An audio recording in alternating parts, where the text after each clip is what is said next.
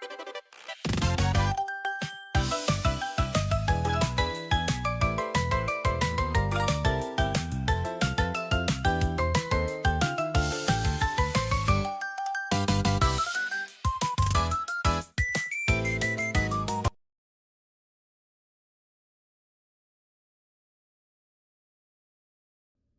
Big Toe.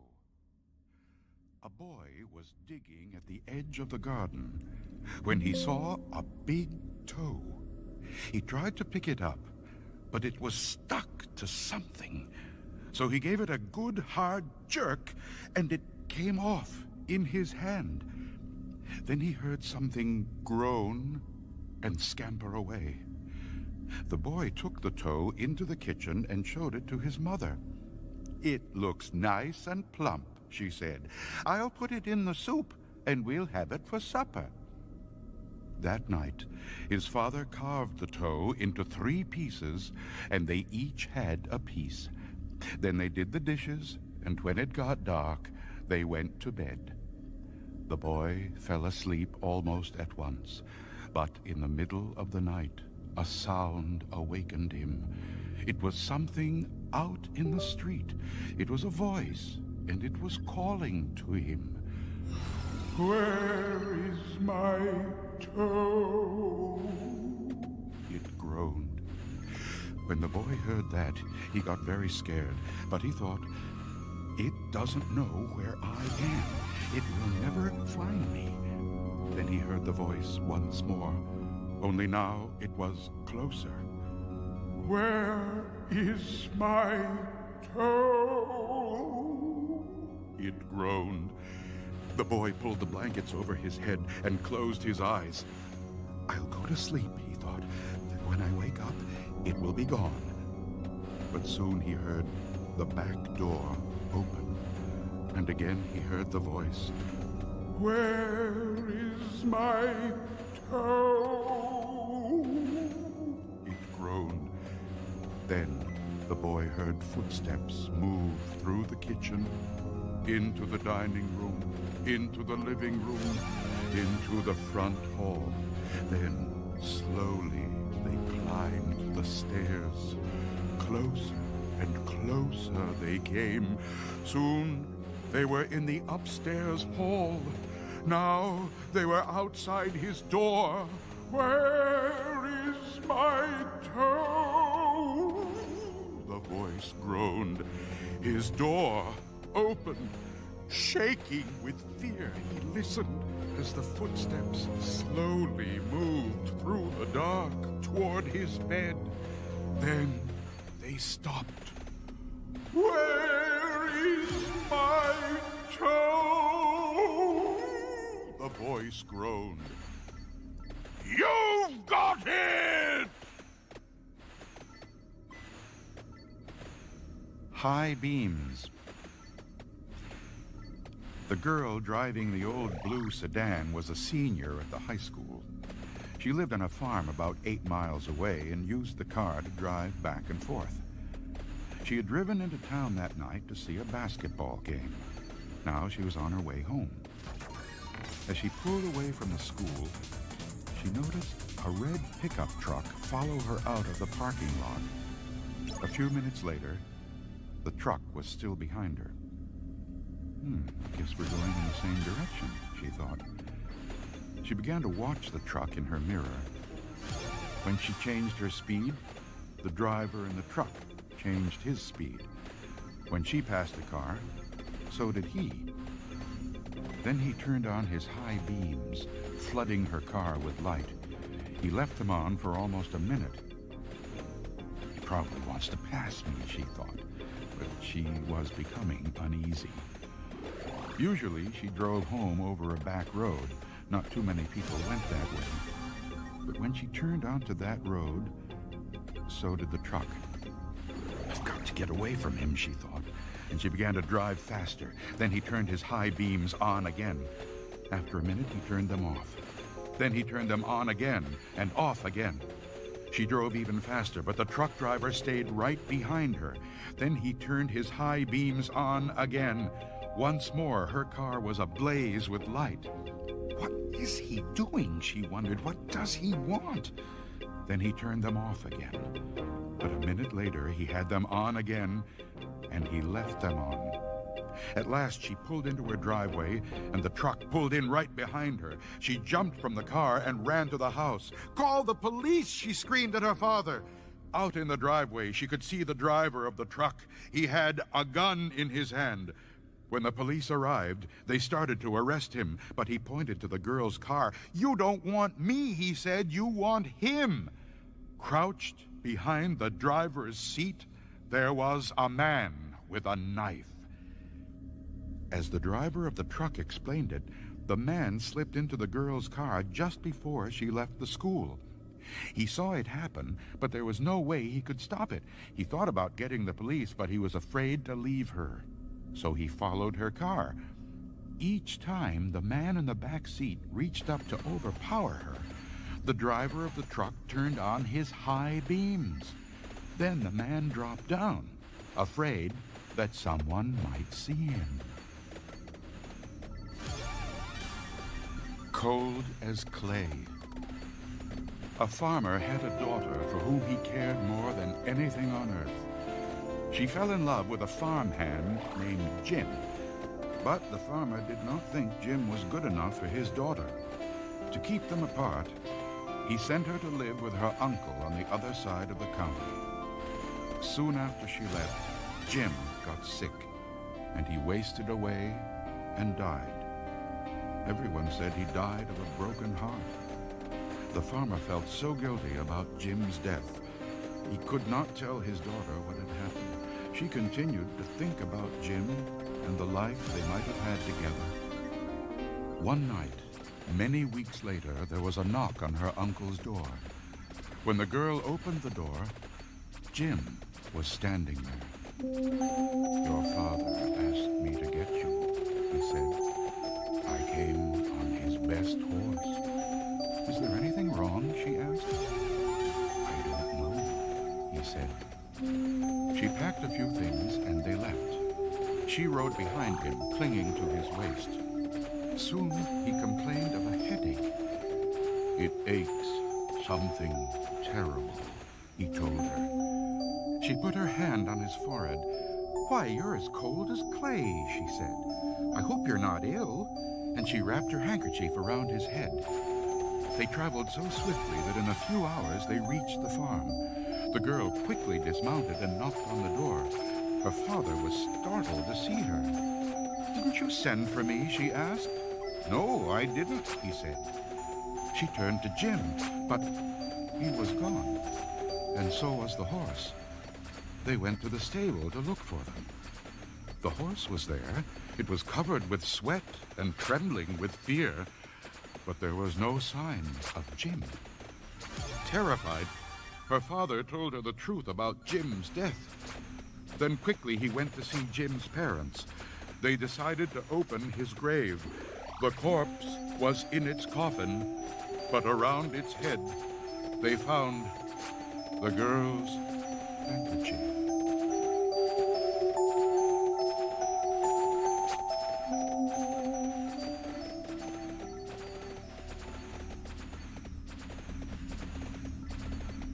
The herd.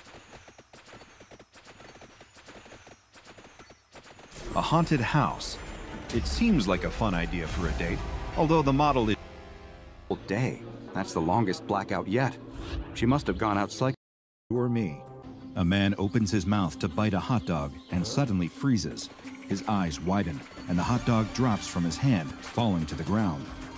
Ahead, a stampede of people is running toward him, screaming, crying out for help. Behind them, a man walks at an ordinary, casual pace, but something is off.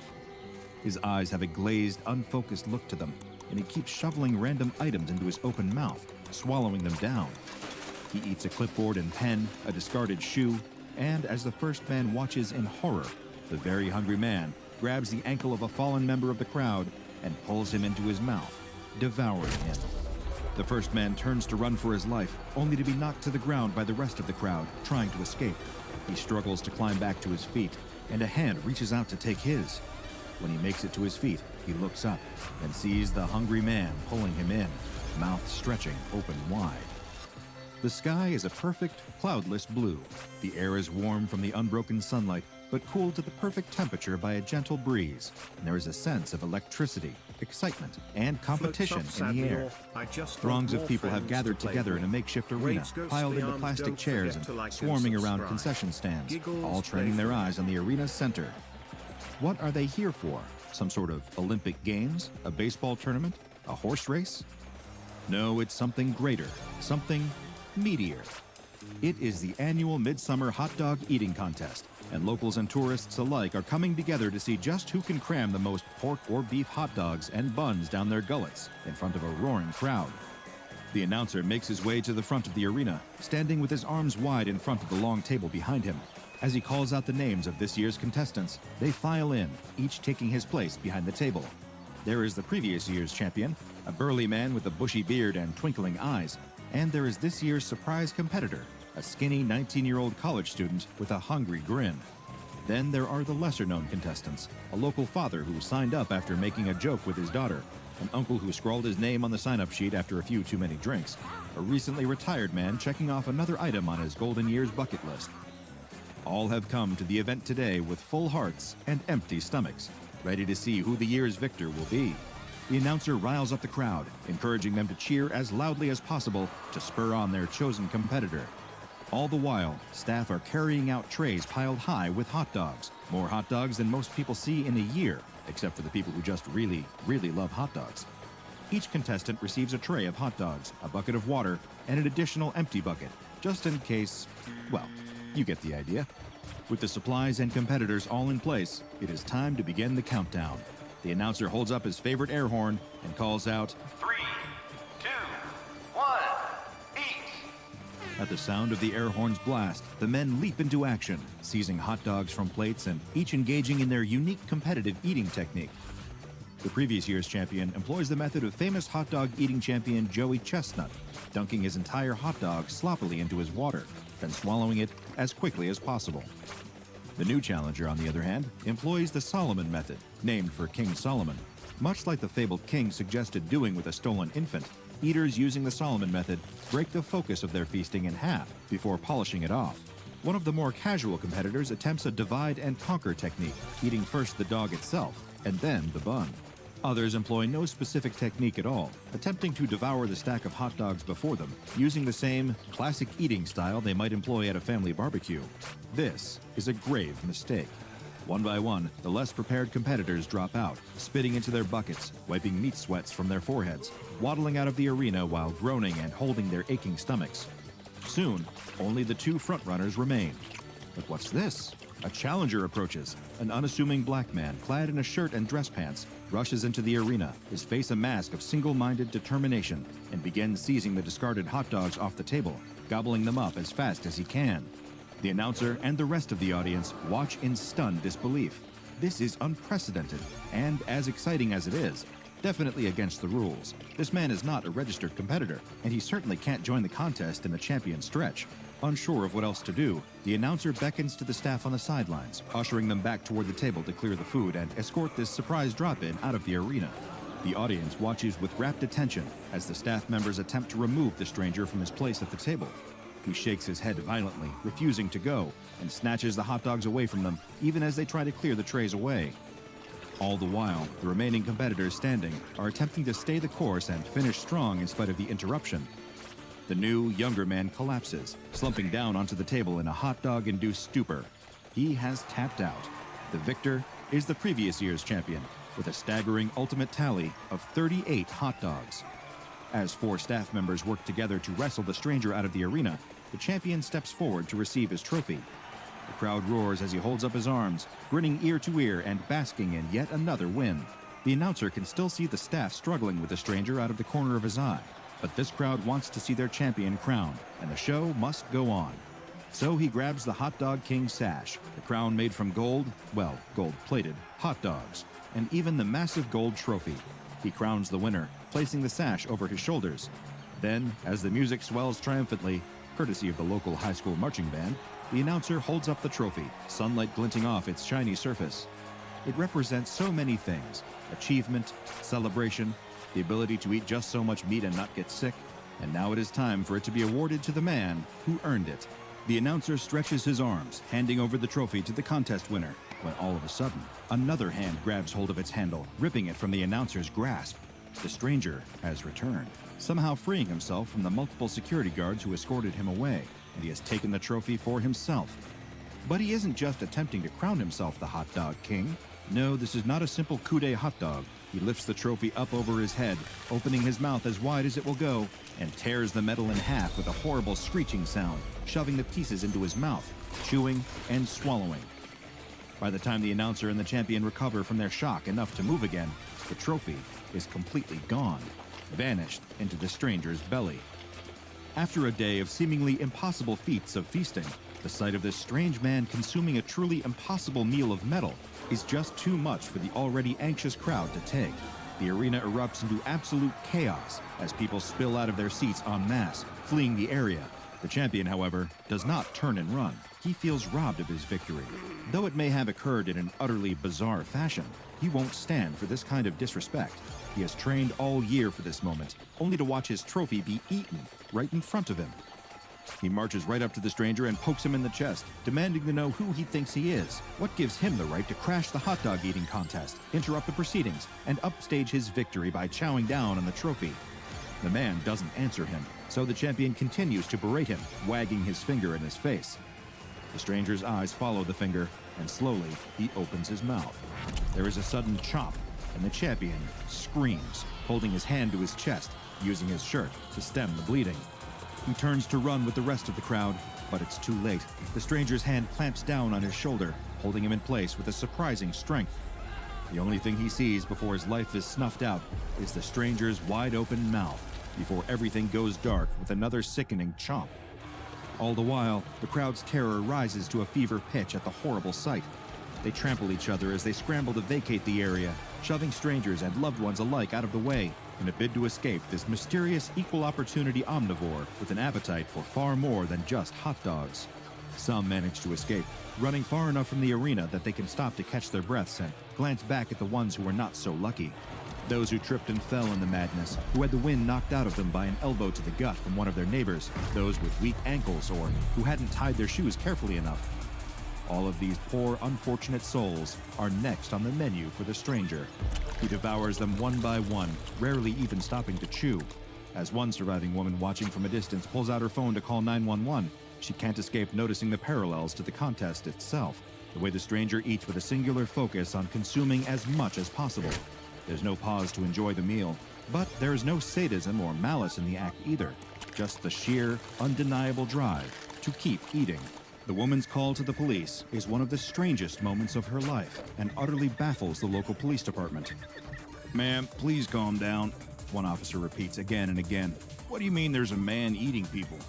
"I mean exactly what I said," she shouts. "A man showed up at the hot dog contest and started eating people. Please, you have to do something."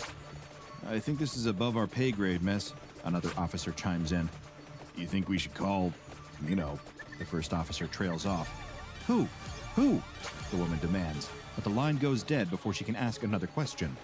The police are clearly no help, and she isn't about to stick around and see just how big this stranger's appetite is. She tried to save the others, but now she needs to save herself. She runs all the way home without another glance back. Meanwhile, the local police did make that mysterious call, and an SCP Foundation mobile task force is currently en route to the scene. By the time they arrive, the park is a ghost town, with nothing but the blood-stained grass and abandoned arena to suggest that something horrible ever happened here at all. But these aren't some bumbling local police officers who have no idea what to do with a man-eating anomaly. This team has seen enough bizarre sights to fill a lifetime, and another lifetime after that. They spy a trail of sticky red footprints leading away from the arena. At first, they assume that the substance is blood, but a closer examination reveals that it is, in fact, ketchup. They track the savory footprints away from the scene of the day's unsavory events, following them to a nearby warehouse. Judging from the scattered wooden beams, rustling metal, and boarded-up windows, this place has been abandoned for some time. The perfect place for an anomaly to hide away. If they weren't certain, the sound of someone inside biting through sheets of metal is plenty of indication that this is the right place. With no time to waste, they break down the door of the warehouse, weapons drawn and ready. They follow the sound of the chewing, splitting up to apprehend the subject from all available directions. The shriek of tearing metal echoes through the building, bouncing off the walls and creating a cacophony that is difficult to track. They do their best to follow the sound, but quickly veer off in separate directions in an attempt to cover as much ground as possible. One operative confronts the stranger just as he is reaching for another piece of metal. He watches as the man takes a massive bite out of the steel, a bite that should have shattered his teeth and broken his jaw. Instead, a cartoonish bite mark is taken out of the metal. He approaches the stranger, who, upon locking eyes with him, begins to shake his head, still chewing. The MTF operative ignores this visual cue, approaching the man and attempting to physically restrain him. This, like the confrontation with the champion before, is cut off with a fateful chomp, and the operative screams ringing out through the warehouse, alerting his teammates to his unfortunate fate. The screams suddenly go silent, and another MTF operative stops cold, listening as the sound of chewing draws nearer and nearer. He spins around to face the presence behind him and spots the stranger standing there. The otherwise ordinary man is polishing off the tip of a steel beam, grimacing as he swallows it. The operative lifts his weapon, pointing it at the subject. The operative tells him to stand down and come quietly. The hungry man pleads, wide-eyed, for the operative to turn and run while he still can. He takes small, reluctant steps toward the operative, muttering that he can't stop. The operative brandishes his weapon again, barking another order for the man to stop. Before he can make another move, the stranger snatches the weapon out of his hand, opens his mouth, and swallows it. He winces as he does, but does not stop until the weapon is completely devoured. All at once, he lets out a loud belch, his knees buckle, and he slumps to the ground. He rubs his stomach, wipes his brow, and sighs heavily. "I'm so sorry about that. I was just so hungry I couldn't help it." The man shakes his head sadly. "I hope you can get a new weapon. And I'm sorry about your friend, too. You said you couldn't help it. Why'd you stop?" The stranger shrugs, sighs again, and simply says, "Well, because I was full." After a bit of convincing, and a test confirming that the subject's strength and bite force has returned to ordinary human levels, the remaining mobile task force agreed to bring him into Foundation custody unharmed, though restrained.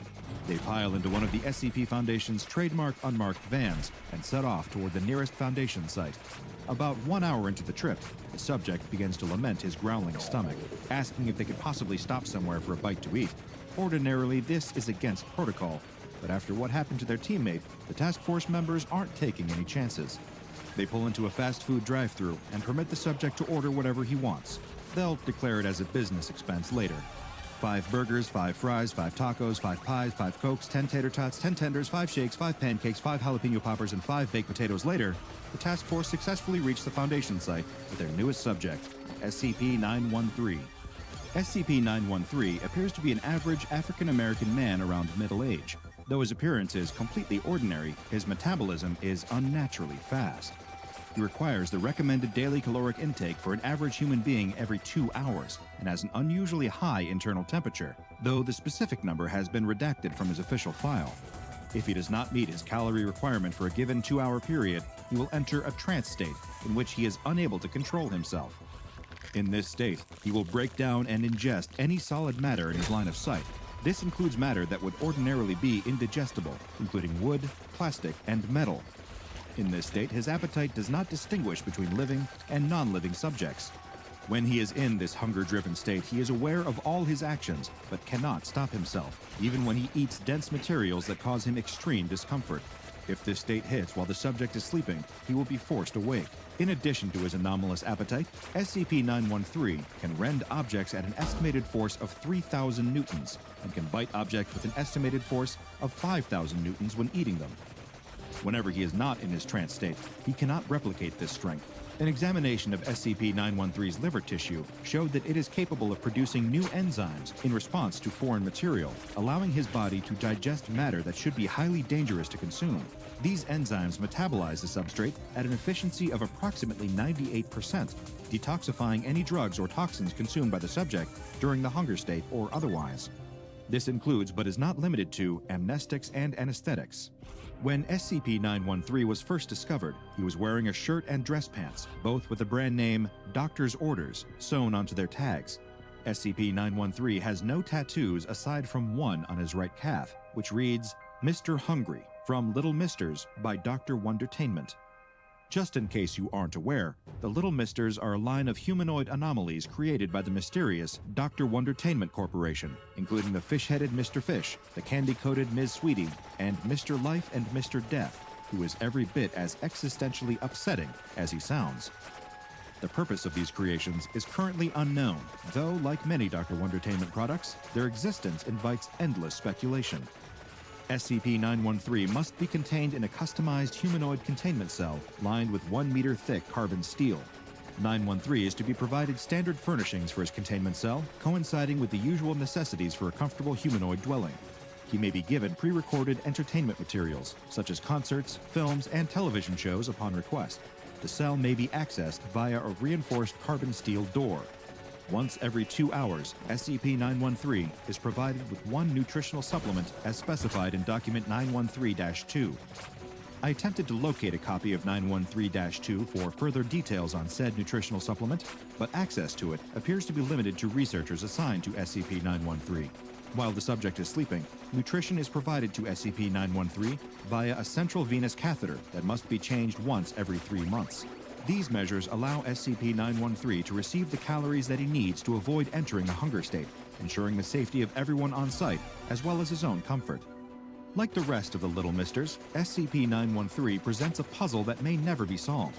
I could spend my limited time on this Earth wondering why Dr. Wondertainment would create a being that seems to serve no purpose other than eating as much as possible, lest he unwillingly destroy the environment around him. But I believe that would be a waste of time. Why does Dr. Wondertainment do anything that they do? Why create a woman who can turn men into candy soldiers? Why create an ordinary man with a fish head, a tiny top hat, and a Boston accent? The personal motivations of Dr. Wondertainment, whether they are an individual or a massive conglomerate, are as inscrutable to me as the meaning of life itself, or the reasons why a person would want to eat more than 2 hot dogs in one sitting. A young woman steps onto her bathroom scale. She holds her breath and squeezes her eyes shut, afraid to see the results as she listens to the dial spinning. When it slows to a stop, she opens her eyes and looks down. She balks at the result. 150 pounds! That's unacceptable in her eyes. She steps off the scale and examines her reflection in the full-length mirror. In truth, her weight is far from out of control, but when she looks at herself, she can't help but see flaws. The subtle ring of pudge around her middle, the way her butt sticks out just a little too far for her liking, the very faint thickness around her cheeks and chin that hint at her history of snacking. As she leaves the bathroom, she reflects on her situation. Of course she's gaining weight. How could it be any other way? For the last 2 years, she's been in lockdown during a pandemic, and she's barely left her apartment. She let her gym membership lapse, and instead of cycling to work, she's instead taking the easy way out by just driving. And it's not like she gets much exercise in her free time either. During these last 2 years of isolation, she's mostly stayed in and watched television. She's discovered a particular love for trashy daytime talk shows and court dramas. Intellectually, she knows that they're the equivalent of junk food, but at the same time, there is a certain mindless charm to them. She would be embarrassed to admit it to any of her friends, but she does enjoy just turning off her brain and absorbing some silly talk show about professional stunt dwarves or Satan-worshipping furry juggalos. That sort of entertainment has been a boon to get her through the tough times. Nevertheless, it's time to make a change. She promises herself that she's going to get into shape. Today, instead of vegging out on the couch, she's going to make an effort. She's going to go out and get some exercise, and she tells herself she's going to watch those extra pounds melt away right before her eyes. She hopes that her old gym clothes will still fit her. After all, she's definitely put on some extra weight since her last trip to the gym. After rummaging through her drawers, she finds what she's looking for, her spandex gym shorts and sports bra. She quickly changes her clothes and is relieved to see that, although they might be a little snugger than she would like, they still fit her pretty well. That's a good sign. She probably won't even have to work very hard to get herself down to her ideal weight. It's all a matter of willpower, she tells herself. I was fit before, so that means I should be able to do it again. All I have to do is avoid temptation. I'll just have to make sure I stay active instead of watching trash TV all day. After all, I don't want to rot my brain too much. On the first day, she actually does an admirable job of sticking to her plan. She cycles to work, enjoying the fresh air and the reassuring post-workout burn in her legs that let her know that she's making progress. She throws away all the junk food in her refrigerator and goes shopping for healthy fruits and vegetables. And, most important of all, she limits her television time. She knows that trashy TV is probably her biggest addiction, even more than junk food, so she needs to be careful of that. On the second day, though, she notices something strange. She starts off with a simple, healthy breakfast, just some granola and a glass of juice. It's barely enough to satisfy her, but she knows that she has to make sacrifices if she expects to actually lose any weight. After breakfast, she decides to go out for a jog. As she's out on the street, she's overcome with sudden hunger. Of course, that's to be expected. She's on a diet now, so it's going to take some time to adjust to these smaller meals. She puts her hand to her rumbling stomach and grimaces. She's never felt this hungry before. If she didn't know better, she would think that she hadn't eaten for a week with the amount of pain that she's feeling. In fact, she's actually starting to feel a little woozy, and she has to lean against a light post to keep from fainting. She shakes her head to clear her thoughts. Okay, she thinks, I must have misjudged how many calories I need to get me through a morning. Her eyes stray to a nearby coffee shop. She sighs in relief. She thinks to herself, I'll just pop in there and get myself a small snack, just a little something to keep my blood sugar up. She walks into the cafe and gets in line. As she waits, she can't help but stare at the rows of pastries on display under the glass. They all look delicious, and she is really hungry. She fully intends to only get a bagel with a little smear of cream cheese, but when she gets to the counter, she finds herself ordering way too much food. I'm Pukaduk. I'd like 2 scones, 3 danishes, and a bear claw, she says. Also a large super raspberry frappuccino with extra syrup and whipped cream. The words just tumble out of her mouth, almost as if it's not her saying them, but rather some other voice speaking through her mouth. What the? I didn't say that, she stammers. The clerk behind the counter eyes her strangely, and the young woman feels too embarrassed to protest further. She steps aside and waits for her order, pondering the strange event that just happened. Is she possessed? She's not a superstitious person, but she can't think of any other explanation for what just happened. She can admit to herself that she has broken down and lost to temptation over a tasty snack in the past, but this is ridiculous. Eventually, when the clerk hands her the order, she rationalizes the whole thing away. I must just be having a hunger hallucination, she says to herself. Obviously, I need to be a little more careful about not being so strict about my diet. I'm sure if I just eat sensibly, I won't have an experience like that again. Her stomach grumbles again, reminding her of the original reason why she stepped into this coffee shop. She retreats to a table in the corner and tears open the bag. She wolfs down her pastries with gusto and slurps at her rich, creamy drink. When she's finished, she sighs in satisfaction, although the uncomfortable, full feeling in her belly reminds her of her predicament. She only meant to eat enough to keep her from fainting, but instead, she's eating herself silly, and it's only day 2 of the diet. This does not bode well. Okay, she tells herself, this is my last cheat. From now on, I'm going to be serious about this diet. She stands up and leaves the cafe, ready to complete the rest of her jog. But then, something even stranger happens. On the television, the matriarch of the family is furious. She has forbidden her daughter from marrying the gardener because she believes that he is too low class for her high-born daughter. But what she doesn't realize is that her daughter is in love and that she is determined to make it work. The daughter and the gardener have eloped, and the matriarch is hiring a private detective to track them down. Meanwhile, the matriarch's long-lost twin brother, whom she thought died in a plane crash in the tropics, has actually been alive the entire time.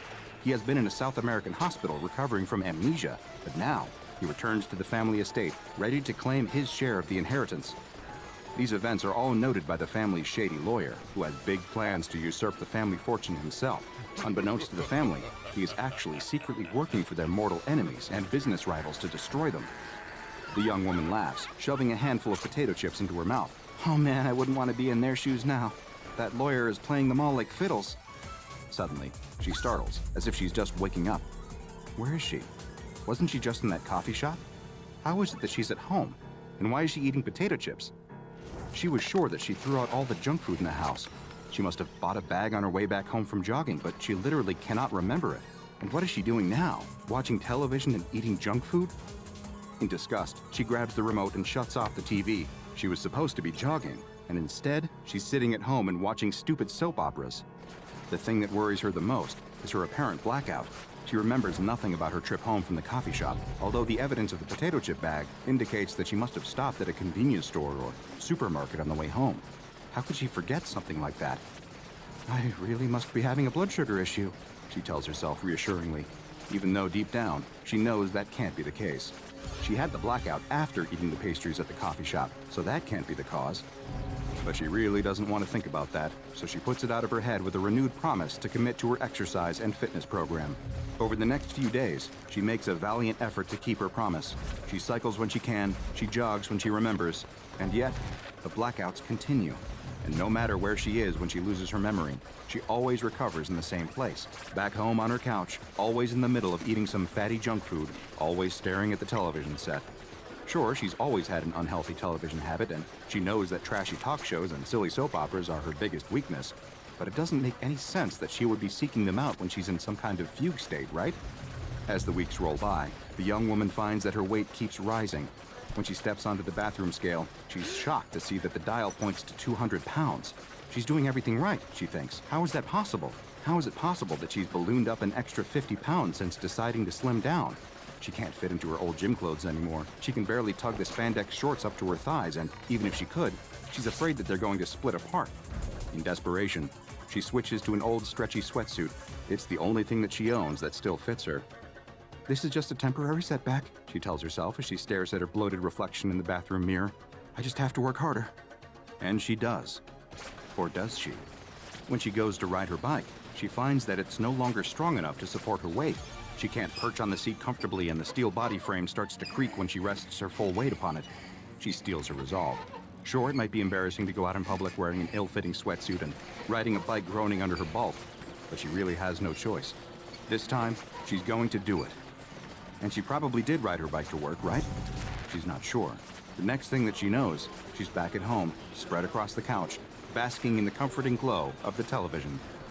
The floor is covered in empty bags and cartons, and her face is slathered with crumbs and sauce. The last thing that she remembers is that she was just about to go for a bike ride, but now she's back at home, and it looks like she just completely ruined her diet. She lifts her arm with some effort and stares at her watch. She's lost almost a whole day. That's the longest blackout yet. She must have gone out cycling and made her way home, where she decided to reward herself for her strenuous efforts with a little snack. That's the only logical explanation. She tries to reassure herself that maybe she's past the worst of it, but she finds that these mysterious blackouts keep happening. They happen while she's at work, while she's at the gym, while she's out cycling, but she always comes to in the same place, sitting on her sofa at home, in front of the TV, surrounded by the debris of a massive meal. Again, she wonders if maybe she's having some sort of reaction to her new low-calorie diet. Maybe she's been cutting back so far on her food intake that she's starting to have fainting spells. Maybe her diet food is tainted in some way. But that doesn't explain why she keeps gaining weight. The scale in her bathroom doesn't lie. It keeps reporting higher and higher numbers, and as much as she tries to reassure herself that it must just be broken, her ever-tightening clothes and ever-widening reflection tell her otherwise. Her trips to the gym become less and less frequent, as she finds that other patrons have started to stare and whisper about her. Are they laughing at her for not being able to control her weight? Are they whispering about how her new flab is spilling from the confines of her sweatsuit? She can't even run on the treadmill for more than a few minutes without being completely winded, and she's too wide to balance on her bike now. The young woman has grown absolutely massive, to the point that she completely fills the whole couch. She chews her way through yet another bag of potato chips, her eyes never straying from the ever-chattering television set. She barely moves from the spot, her tremendous girth sinking into a permanent groove in the cushions as the couch springs groan. She barely notices, however, because she's much too intent on enjoying herself. She loves to eat, and every bite brings her untold joy, her taste buds tingling with delight. She is constantly full, so much so that she feels slightly sick, so bloated that she feels like she might just burst, but she's powerless to resist the siren call of junk food. She scarfs down entire boxes of cookies and cartons of ice cream without a thought, having turned into the very definition of a mindless eater. Only occasionally does she rouse herself from this stupor of gorging, to reach for her telephone, to order more takeout or more grocery delivery, always choosing the most calorie-laden options. Other than eating, her attention is completely devoted to her television set. She watches a constant stream of daytime talk shows, laughing along with the studio audience as the hosts parade out an assortment of society's biggest freaks. Sometimes she'll switch the channel to watch soap operas, becoming so wrapped up in the ridiculous plot twists and melodramatic acting that she completely forgets the passage of time. Her bicycle stands propped against the wall in the hallway, completely forgotten and untouched now for months. At this point, all thoughts of losing weight have utterly evaporated, and all that she cares about is satisfying her appetites for junk food and junk television. One day, she suddenly shakes her head and looks down at herself in horror, as if seeing herself for the first time. "What the?" she says in disbelief. She drops her half-eaten carton of ice cream and grabs at her fleshy middle with her hands, as if to make sure that it's all her and not some kind of crazy dream. Her hands sink deep into her new flesh, and she realizes to her shock that indeed she has eaten herself into morbid obesity. How is this possible? I can't be this big. I was only... Her words trail off as the sound of an organ sting from the soap opera on TV diverts her attention. Within seconds, her eyes have glazed over, and her hands move to pick up the dropped carton of ice cream. Her worries about her growing size forgotten, she's now only concerned with watching until the next commercial break. It might seem unbelievable that someone could undergo such a startling physical and mental transformation, but what that young woman experienced has led to her being classified by the Foundation as SCP-2611. SCP-2611 is, as you might have expected, a young woman currently weighing approximately 500 pounds. Her mobility is limited due to her weight, although SCP staff encourage her to take light exercise whenever possible, in hopes of preventing her mobility from deteriorating further. She also suffers from several health issues related to her weight and lifestyle, including diabetes, for which she is receiving treatment by Foundation personnel. Her awareness of her situation and surroundings is severely limited, as she spends most of her time in a stupor. But when she is lucid, she believes that she is in a special facility receiving treatment for her weight problem. In reality, SCP-2611 is under observation because of SCP-2611-1. SCP-2611-1 is a mass of sentient fat located on SCP-2611's left side. SCP-2611-1 has become integrated with several of SCP-2611's vital organs, making it too dangerous to attempt to remove SCP-2611-1 via liposuction or other means. SCP-2611-1 has gradually exerted increasing control over the mind and actions of its host, to the point that SCP-2611 is only fully conscious for 1 to 2 hours daily. The rest of the time, SCP-2611-1 is fully in control of its host's behavior. Prior to coming to the SCP facility, SCP-2611-1 influenced its host to consume massive amounts of calories, leading to the mysterious and sudden weight gain that we observed earlier. This was possibly an attempt by SCP-2611-1 to increase its own size and influence, but as of yet, its reasons, as well as how it exerts control over its host, are unknown. When in control, SCP-2611-1 can speak through its host, communicating in standard American English. SCP-2611's access to food has been limited since her arrival at the Foundation, so as to prevent her weight gain from accelerating to dangerous levels. Other than eating, SCP-2611-1's main interest appears to be daytime television. Attempts to communicate with SCP-2611-1 have so far met with little success due to the anomaly's limited attention span for anything other than the minutiae of daytime television. In a conversation with one researcher, however, SCP-2611-1 let slip that it preferred daytime television to the programming watched by, quote, that other guy, suggesting that it lived inside a different host before it eventually took up residence within the body of SCP-2611. At another point, while in the middle of a conversation about a court drama, SCP-2611-1 suddenly announced, kill it now, I don't care if I die." Staff believe that this might not have been SCP-2611-1 at all, but rather the voice of SCP-2611 trying to break through the hypnotic control of her parasite to call for help. At this time, no drastic action is recommended until further observations can be made. SCP-2611-1 does not appear to be contagious, and the way that it bonds with the host is unknown, so it is currently classified as safe. At the moment, SCP-2611-1 is the only known instance of its kind. However, considering rising levels of obesity worldwide, it is not unfathomable to think that there could be countless other instances influencing the behavior of other hosts to dedicate their lives to consuming food and television. Who knows? It's not like most of us would need that much convincing. The young couple held hands as they walked through the forest. The only song.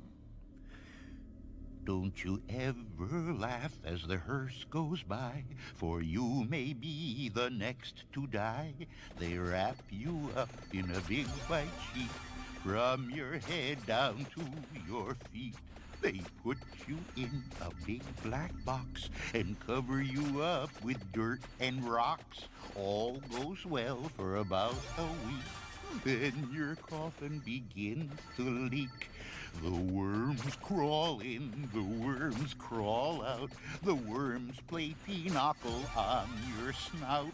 They eat your eye, they eat your nose. They eat the jelly between your toes. A big green worm with rolling eyes crawls in your stomach and out your eyes. Your stomach turns a slimy green, and pus pours out like whipping cream. You spread it on a slice of bread, and that's what you eat when you are dead.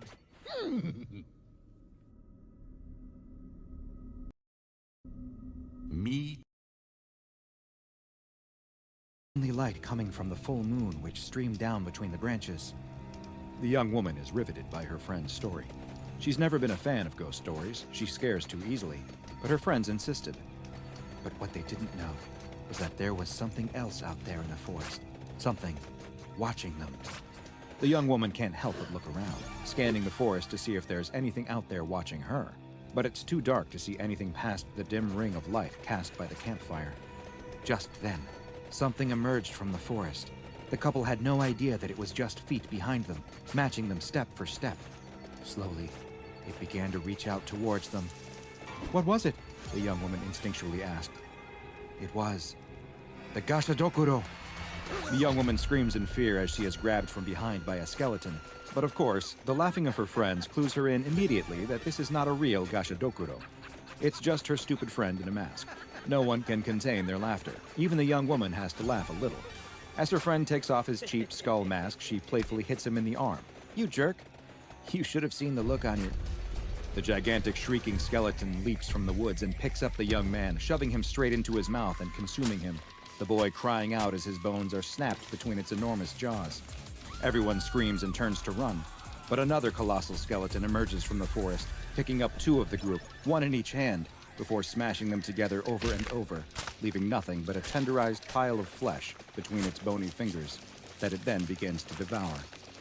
The young woman doesn't know what to do.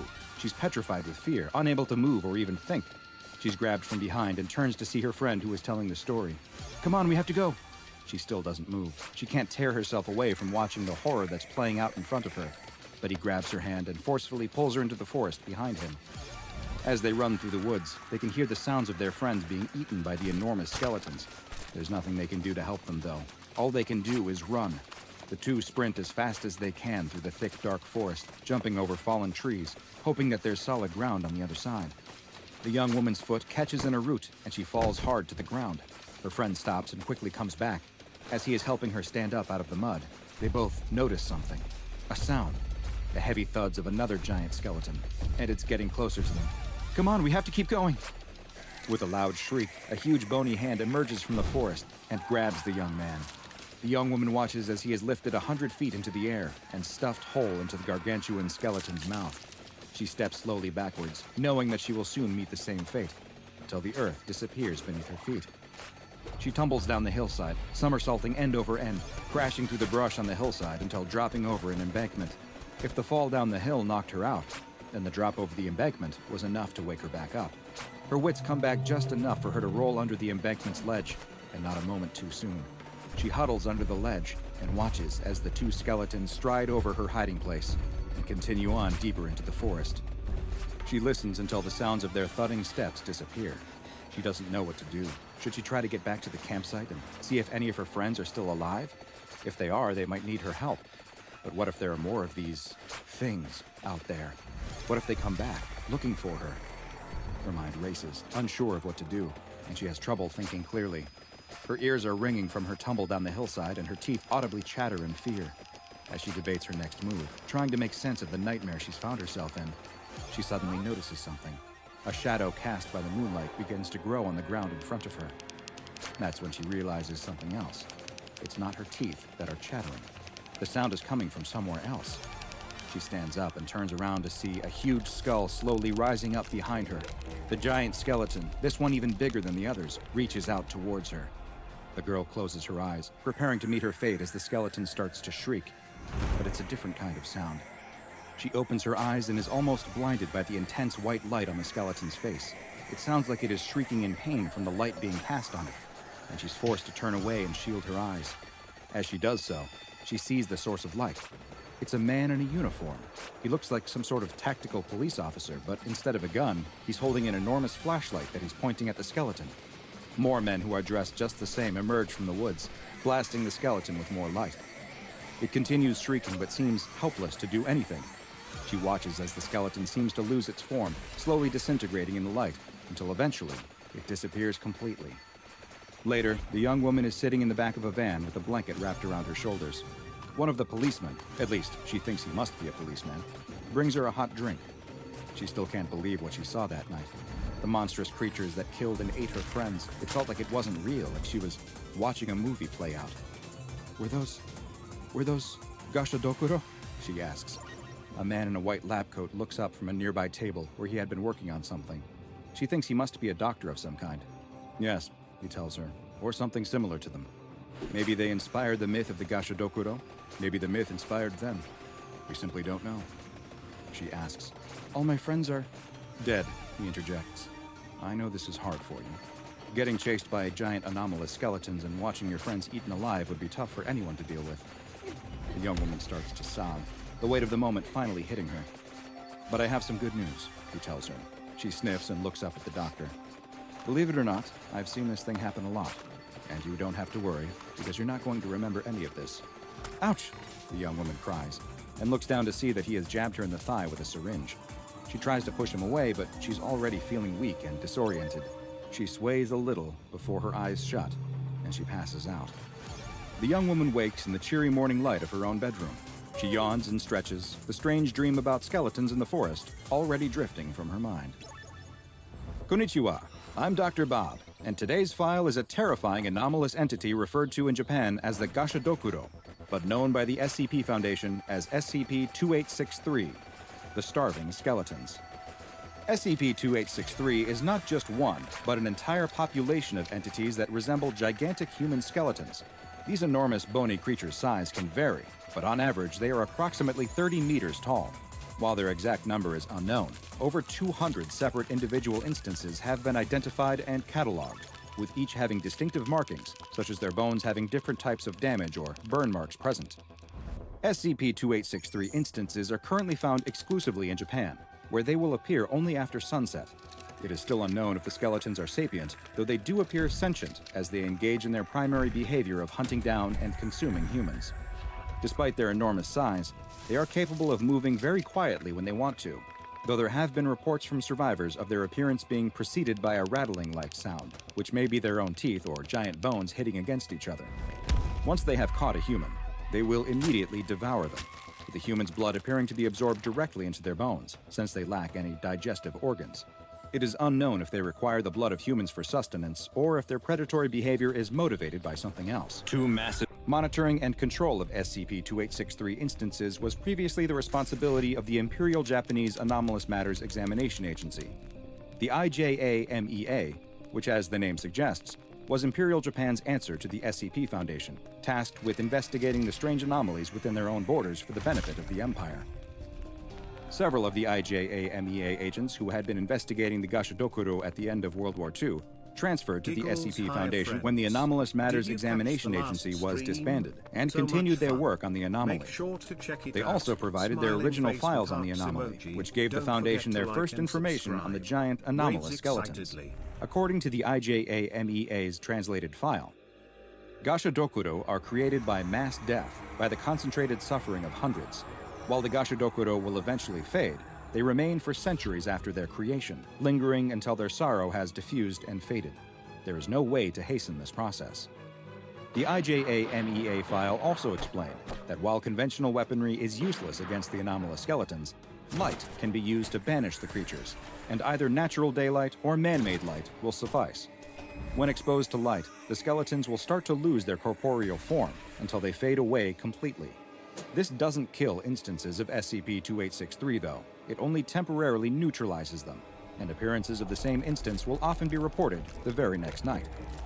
Just as the IJA-MEA had noted in their file, the SCP Foundation also made the connection between SCP-2863 and locations of mass suffering.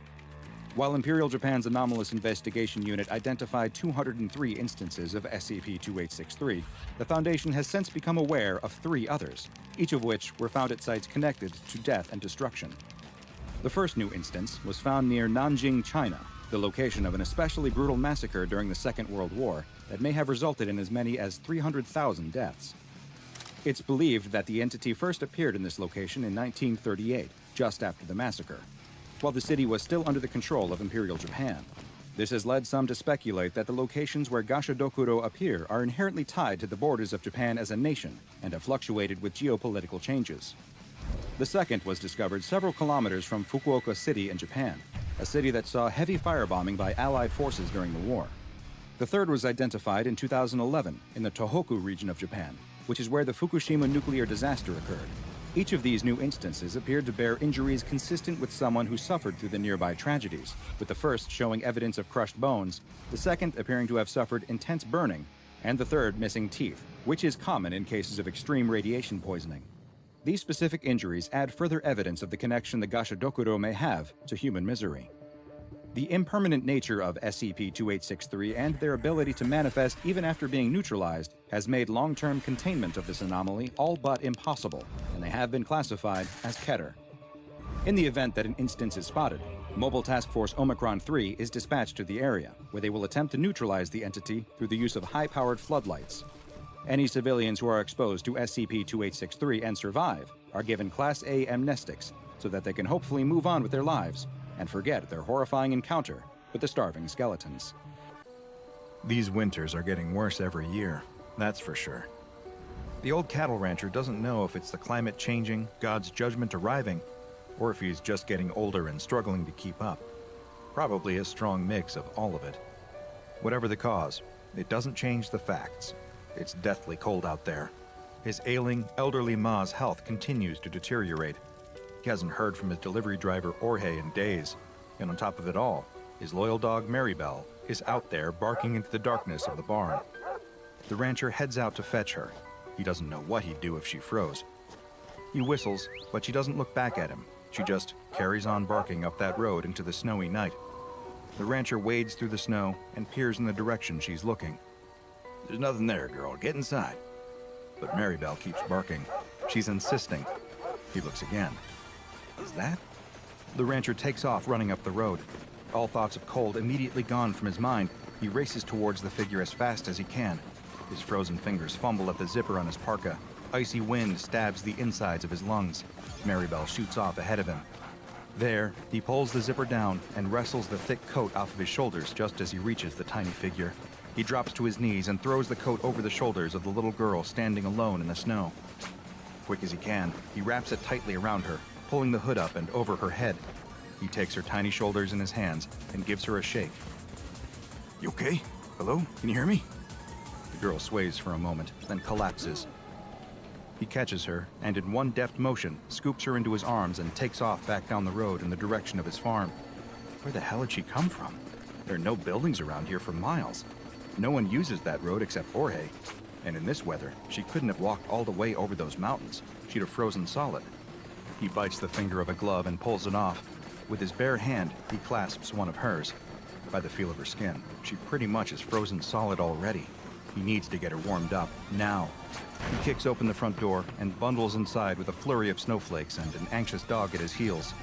The fire's not quite dead yet, so he rushes over to the hearth and lays the little girl down next to it. He can barely see her at all wrapped up in his enormous coat. She doesn't seem to be moving. "Ma, I'm home. I found someone." The rancher grabs 2 dry logs from the side and throws them onto the fire. He piles kindling high on top of them and blows steadily into the embers at the bottom. They glow and swell in size. No taking yet. He blows again for longer, and again. He feels his head starting to swim. A crackle, a lick of flame. It's taken. Panting, he turns back to the bundled up coat on the floor with the child inside. Still no movement. A sickening knot tightens his stomach. What if she's... No, don't let yourself think that. Not yet. He reaches down and gently undoes the zipper on the parka. His trembling fingers push back the hood. She's pale, deathly pale. Her dark brown hair is wet and clings to her scalp. The tips are frozen. At a guess, she must only be 9 years old. Eyes closed, lips a sickening blue. But that's not the color that scares him the most.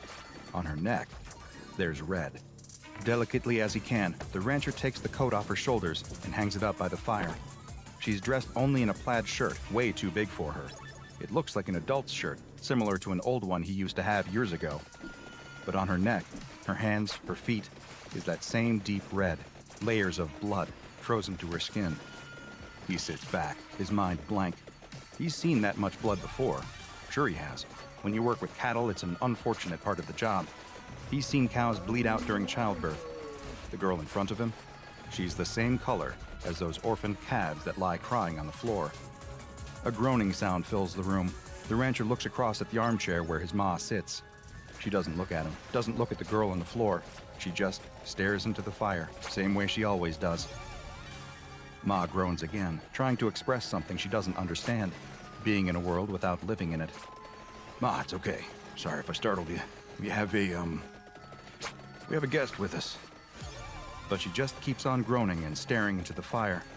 The rancher buries his head in his hands and lets out a deep breath. Only the sound of his breath is joined by another, a tiny breath rattling and rasping through a damaged child's throat, trying its best to keep its host alive. The rancher opens his eyes and stares at the child. She isn't conscious, not by a long shot, but she's breathing, a little at a time. The icicles in her hair have turned into rounded droplets of water that glow by the heat of the fire. He snaps back to his senses. He's not doing her much if she's just lying there soaking wet. He runs off upstairs and grabs some towels and a fresh flannel shirt to wear. After several minutes of drying her off, he's confident enough that he's got most of the water off. There's still a lot of blood caked to her skin, but as far as he can tell, there's no wound anywhere that it could have come from. Brow furrowed, he leaves her under a bundle of blankets and fills up the kettle with water.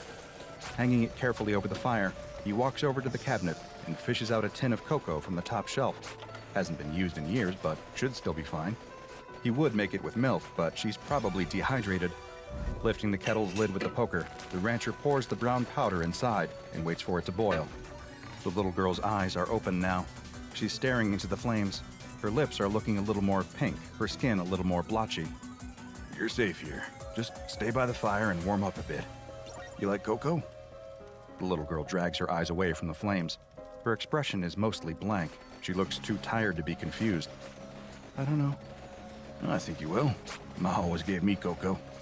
Okay. And with that, the farmhouse falls silent. The little girl stares into the fire. The rancher watches her, finally feeling the wave of exhaustion crashing over him. His ma has fallen asleep in her armchair. Only Maribel stays awake through the whole night, staying close to the little girl by the fire, occasionally licking her toes to try and warm them up. By the morning, the snow stopped, but the huge drifts remain. As the rancher walks across to the barn, he finds it hard to believe that just a few hours ago, the winds were whipping at his face as hard as they were. The world this morning is totally still. What the rancher finds even harder to believe is that there's a little girl in his house right now, fast asleep by the fire. He checked her forehead when he woke up this morning, and she miraculously hadn't caught a fever. She couldn't have been out in that weather for too long, but it only made the question more mysterious. Where did she come from? Maribel didn't get up this morning. From all of the excitement last night, she must have been too tired for today. Walking through the crisp morning air, he can't really blame her. He shoulders the barn door open.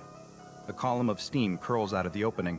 All of that warmth, humidity, and cattle smell is strangely comforting this morning. But as the rancher goes around checking on all the cows inside, he very quickly discovers a problem. They're thin. Way too thin. Some of them look to be on the verge of starvation. He'd missed it last night as he drove them down in the dark, but in the warm glow of the barn's lights, it's unmistakable. These cows haven't been eating properly. He pours out several sacks of grain for them into the troughs, and they all gather around hungrily, filling both their stomachs as fast as they can. The rancher leans on the railing for a moment, confused. Even in this cold, there was still plenty of green grass for them up on the ridge. That's why he'd taken them up there. They should have had no trouble eating until the snow came in last night. He doesn't like this one bit. Last time Jorge had driven down and collected some of the meat, he'd had a few questions about the quantity being smaller than usual. Were the cows sick at all? Not that the rancher could tell. But now, looking at them, it's clear as day. Something's up. You hungry? The little girl nods. They sit across the table from one another, eating homemade bread and soup. Ma stays over by the fire. Maribel slowly wanders over to the kitchenette and flops down on the floor, exhausted. Where are you from? The girl shrugs her shoulders. You know how you got out here? Remember anything from last night? The little girl just eats her soup and shakes her head. She doesn't look particularly scared or worried. just a little confused. "Where are your parents? Do you have parents?" Again, the little girl shrugs. The rancher sits back and folds his arms. He's tried to call into town, but his phone line's gone out in the blizzard. Not much to be done until the snow clears. He's got a good relationship with the police around here. If he explains the situation, then it'll all be okay. "What do you know? Can you remember anything from last night?" "It was dark." The girl slurps her soup. "I was hungry. So hungry. Then I saw the light and I went towards that." "My car?" "No. Well, yes, later on it was your car, but before it wasn't."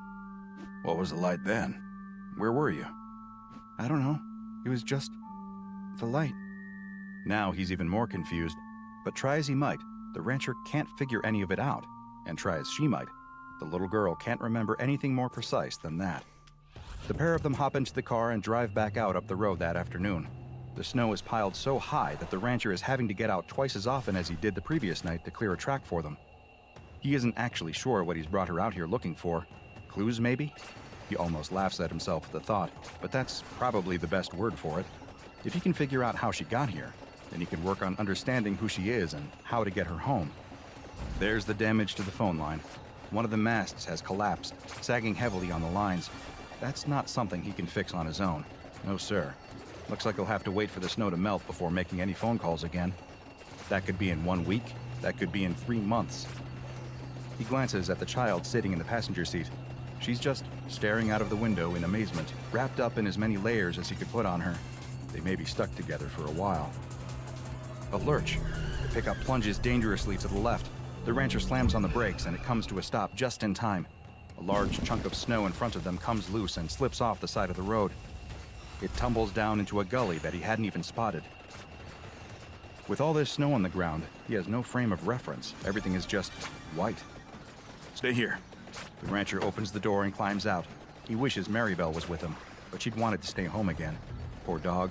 She must really be going through it if she wasn't even up for a ride in the pickup. Carefully as he can, testing every step before making it, the rancher creeps over to the edge of the gully. It's bigger than he thought, much bigger. It continues down, more and more sharply for a few hundred feet, all the way down into a... Oh no. There's a semi down there. A big rig, warped and bent, lying on the rocks. Just a glance is enough to tell the rancher it's Jorge's, but he just keeps staring at it in disbelief. It can't be. But it is. "Stay in the car." The rancher reaches past the little girl and into the back seat. Grabbing a pair of crampons and some rope, he straightens up and looks at the girl. She knows it's serious. He can see the concern on her face. "Stay in the car," he repeats. By the time the rancher makes it down to the truck, his legs and back are killing him. All this work over the last 24 hours is going to start taking its toll sooner or later, but some things have to be done. He pauses by the semi. It's on its side. He'll have to climb up onto it and try to open the door. Some things have to be done. He hoists himself up and manages to clamber onto the metal door. It's badly crumpled, and the window is smashed in. He doesn't fancy his chances of being able to get it open. One look through the window shows him that he won't want to do that anyway. Blood coats every inch of the inside of Jorge's truck. The cabin that the rancher is so used to seeing and sitting in is almost unrecognizable. Smashed glass is sprinkled across every surface with a dark brownish-red layer of gore frozen into everything else. There, in the midst of it all, still wearing a seatbelt, is Jorge's body. It dangles like a limp carcass at a butcher shop, like the cows he hangs in the slaughterhouse. And like those cows, a large chunk of Jorge is missing. His fat stomach is gone, not just cut open, but gone. The tops of his thighs, too, and much of his chest. So much of him is just missing. Open arteries and lifeless nerves dangle in place. That must have been a hell of a crash. The rancher reaches over and pulls Jorge's cap down over his eyes. Not much else to be done right now. No way he can clean this mess up by himself. But as the rancher climbs up the valley, his mind starts to connect some dots. Dots that leave a sick feeling in his stomach. He's seen that much blood somewhere else, or rather, on someone else, just last night. He slams the door to the pickup shut and starts to drive back down the track. Since the snow stopped, all of the drifts that he'd cleared earlier remain clear. It's only a few minutes' drive back down to the farm. He doesn't say a word the whole way, and neither does the little girl. She clearly senses something's up. The sick feeling in his stomach remains. He pulls up the handbrake, and the two of them sit in silence outside the farmhouse. There's a truck in that valley. Did you know that? Yes? Is that where you came from last night? I don't remember. Was he... The rancher stops. Jorge didn't have any kids. What were you doing in this truck? I don't know. Did he... Was he... The rancher can't bring himself to accuse his best friend of the words that almost left his mouth. Do you think you might not remember because something bad happened to you? I don't know. The rancher closes his eyes for a long moment. Silence fills the pickup. Come on, let's get inside. But inside wasn't the safe haven he'd been hoping for. Ma's been throwing up. Not just once, but a few times. She's distressed, groaning aimlessly for someone to come and save her. Maribel is pacing around the room, yelping and whining. The rancher immediately goes upstairs to get some rags to clean up with. Perfect timing, as usual. But he stops in his tracks when he comes back down. His ma stopped moaning. The little girl is kneeling by the armchair, holding the old lady's hand. The room is calm. The little girl gently places the frail hand back on the armrest and comes over to take the rags from the rancher. Returning to the old lady, the girl goes about mopping her up as best she can. Maribel slumps back down on the floor. And that is how the four of them exist for the next few days. Ma gets sicker steadily, but the little girl stays by her side all day long, caring for her in every way. The rancher's glad of that. It gives him the time he needs to help his cows outside. None of them are in a good shape. Whatever it is, they're still getting thinner. He feeds them all the grain they'd normally need, and then some, and they always finish it off. Yet none of them are getting any fatter. The rancher leans on the railing, trusty dog by his side. His energy is starting to really lag behind what he needs. The last couple of days, even though he hasn't done all that much, have totally taken it out of him. How do you think it is, Maribel? He looks down at his little friend. She's looking thinner too, actually, but she's been eating just fine. It hits him. Tapeworms. As soon as the word comes into his head, it makes total sense. His cows, his entire herd by the looks of things, have been riddled with tapeworms. Oh, hell. He hasn't got anywhere near the amount of medicine needed to give some to all of them. Even if he did, a lot of them are looking pretty far gone. The chance of reinfection would be high. He needs supplies. He needs Jorge. Maribel whines softly next to him. He knows what they have to do. Laying Maribel down carefully by the fire, the rancher administers the tapeworm medicine. For a few hours, they lie there together. He strokes her side, waiting for her to pass it. The little girl watches over his shoulder. His ma sits back in her chair, mumbling to herself. He hasn't talked to the little girl anymore about Jorge yet. He isn't sure what there is to say. Maybe he should ask if Jorge was sick. After all, the cows clearly have had these tapeworms since before the other night. Jorge may have picked up contaminated meat from him last time he came. Maybe... Maribel passes the worm on the rug. Ugh, the smell. The rancher uses the tongs next to the fire to pick the worm up. It's long and pale, and dead. He tosses it into the fire and puts the tongs in the flames for a bit to sterilize them. The worm sizzles and pops in the flames. The sound makes his stomach crawl. The rancher glances around and sees the little girl staring at the tapeworm. He looks past the girl to his ma sitting in the chair. Her turn next. But as that night and the following morning reveal, it's too late. His ma's groans turn into cries of pain. She openly sobs by the fire, clutching at her stomach. Every time the rancher tries to give her the medicine, she just vomits it back up. Each time she vomits, there's more and more blood mixed in. The little girl gets more and more upset. It's not fair on her to have to witness something this traumatic and disgusting. There's nowhere else for her to go. She shouldn't even be here at all. The fact that she is means she has to help. That's all there is to it. By sunrise, his ma has passed away. There is nasty red bruising all across her abdomen, which tells him she must have bled out internally from this worm. He'd been too late to realize what was wrong. Too late with the cows, and too late with his ma.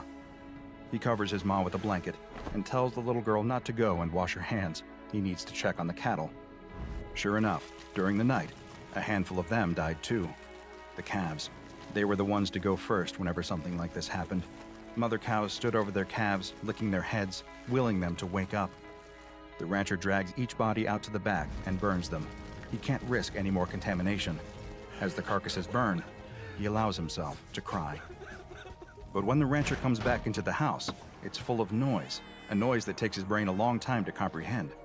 Crying, but not his own, not the little girl either. No, it was a new sound. It was a baby, a newborn child screaming at the top of its lungs.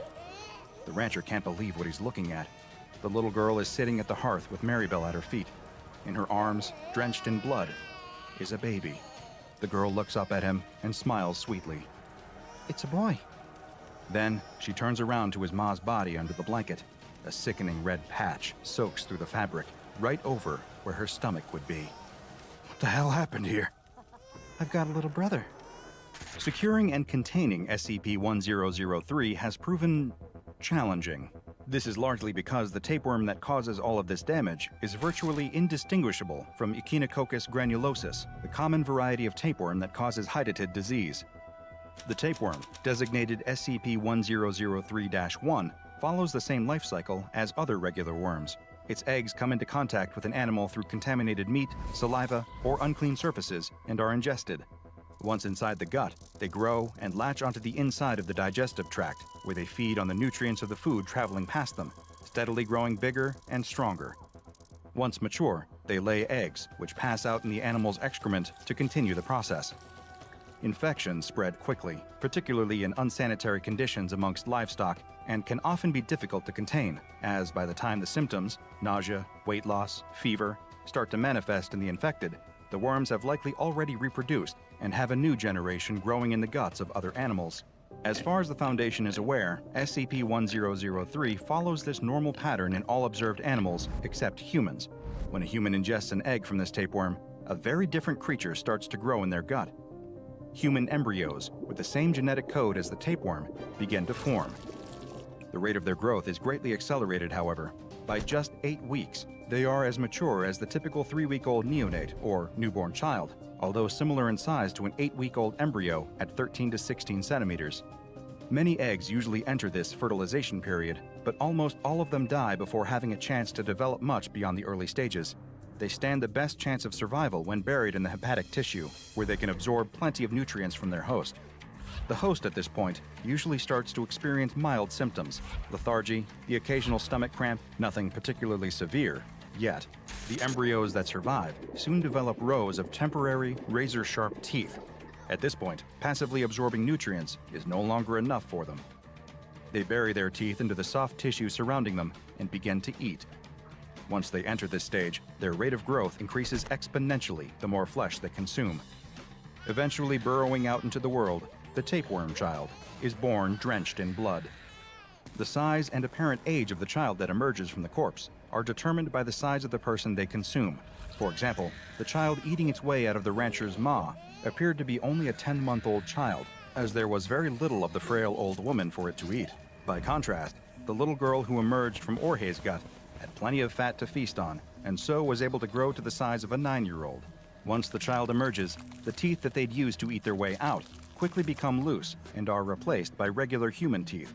The children themselves have no memory at all of where they've come from or what they are. They have the same motor and linguistic skills that a regular child would possess at their age. Nothing, aside from their DNA, marks them out as being any different from the children around them, blissfully ignorant, just like the children around them. It is theorized that many of these children end up in orphanages. With no birth certificates or identifiable parents, they fall through the gaps in the system, quickly lost to the world. The only way to really track them at all is to follow the infections they cause. You see, these tapeworm children have one final curse they must live with. Their bodily fluids, their saliva, and sweat contain the same tapeworm protoscolex that will develop into SCP-1003-1 as soon as it is ingested by another creature, making the cycle start all over again. If you want to track down a tapeworm child, and I highly advise that you don't, all you have to do is follow the trail of nasty stomach infections, internal bleeding, and freak pregnancies amongst the outcasts of society. It, unfortunately, will not take long. There are currently 10 instances of SCP-1003-2 in containment. The children live in Bioresearch Area 13 under strict supervision. Researchers are only permitted to enter their cells whilst wearing full-body biohazard suits, but first must have Level 4 security clearance and must have written permission, and can only enter with specific research goals agreed upon. All staff are regularly tested for the presence of any kind of tapeworms in their system. No other animals are permitted in this facility. A woman wakes up on a bright sunny morning in Midland, Texas. It's her day off, and she decides she's going to use the time to take care of all the lingering errands she'd been putting off for far too long. She gets dressed, washes her hair, and prepares to pour herself a nice bowl of cereal. But when she opens the refrigerator, she finds there's no milk. She'll need to see to that immediately. She steps out of her front door and notices a paper on her doormat. She bends down to pick up the pamphlet, which advertises a new supermarket opening in town. And what do you know? There's a coupon for milk attached. What a stroke of good luck. The woman makes her way into town, eager to check out the new grocery store. She parks her car and approaches the building, when suddenly a stranger is standing right in front of her, carrying a plate of what appear to be free samples. He's dressed like a supermarket employee, but he's built like a soldier, complete with a military crew cut. He smiles and tells her that he actually works for a rival store, and points at a building across the street. He's positive that whatever she thinks she can get at this store, she can instead get at the one across the street for a lower cost and higher quality. She can't help but notice the almost unsettling desperation in the salesman's face. Something about his spiel makes her feel like she's in danger. She politely declines his offer, but he continues pitching deals and bargains at her as she makes her way into the safety of the new supermarket. The clean tiles below and the buzzing fluorescent lights above seem so familiar, yet also strangely alien to her. Something about this place is just wrong. But she needs the milk, so she walks down the aisles, deeper into the store. She hears strange noises and looks over her shoulder. Was the bread aisle always behind her? She could have sworn she just came out of the meat and fish section. Where did they even keep the milk in this place? Every so often, there's a strange noise somewhere in the store around her. It sounds almost like footsteps, but not quite. More like claws tapping on the tiles. Is she alone in here? Come to think of it, she can't quite remember seeing anyone else since she came in. There's something so profoundly off about this place, but she just can't put her finger on what. She takes a step forward, and suddenly the floor gives way beneath her. The tiles separate with a whir of mechanized gears as a trapdoor opens up. In an instant, she's tumbling down into darkness. As she falls, she can see the white light beaming in from above illuminate the edge of something metal and razor sharp. In the store above, the sound of a scream can be heard, and the soft squish of metal-piercing flesh, followed by the gurgle of blood, and then the trapdoor closes. A tinny voice over the PA system comes on and says, "Clean up on aisle 6? The woman is never seen again after that. What superficially appears to be an independent supermarket in Midland, Texas, actually contains a number of strange and often deadly paranormal secrets, and that doesn't even stop it from being a successful and popular supermarket. But the weirdest part of all? It's all perfectly legal, thank you very much. Welcome to Yeah, We're Totally Going to Sell You This, or as it's known to the SCP Foundation, SCP-4703. The primary anomalous effects surrounding SCP-4703 affect not its customers, but the very legality of its own existence and operations. The anomalies shift laws to make everything that goes on inside legal, no matter how unethical or dangerous. It also often reshapes laws to protect its own interests from outsiders, and anyone who breaks these laws may experience spontaneous attacks from violent animals, the most common of which are vicious lions. Here are a handful of the unethical and dangerous, yet perfectly legal, thank you very much, things that go on within the confines of SCP-4703. The stacks of shelves are mounted on powerful pneumatic actuators that seem to shift and spin of their own accord. While this has the intention of keeping the store varied and stopping customers from leaving, it more often causes serious injury with its sudden movements. Occasionally, these sets of shelves will collide, crushing whatever is stuck between them. If a child becomes lost or separated from their parents while they're inside the store, the child is forcibly detained, and the parent or parents can only get their child back by either paying an upfront cost of $47.67 in cash, or submitting to have their eyebrows permanently removed with laser follicle surgery. There are also several dozen hidden trapdoor mechanisms beneath the floor in various parts of the building, each one triggered by some strange and arbitrary condition, such as saying the word Wednesday, or by not saying the word Wednesday. The triggers are updated each day and displayed on the store's website in several dead languages, including Latin, Koine Greek, Phoenician, and Punic. Each of these trapdoors drops into deep shafts filled with some kind of hazard, such as spikes, glitter, or poisonous snakes. Yes, that's poisonous, not venomous. The snakes are only dangerous when eaten, but victims have reported that they seem incredibly appealing, which makes resisting them rather difficult. A section on the far side of the store is marked "Starving for Savings" and "Discounts ad Bestias," where all the products are fenced off and also marked down by 70% or more.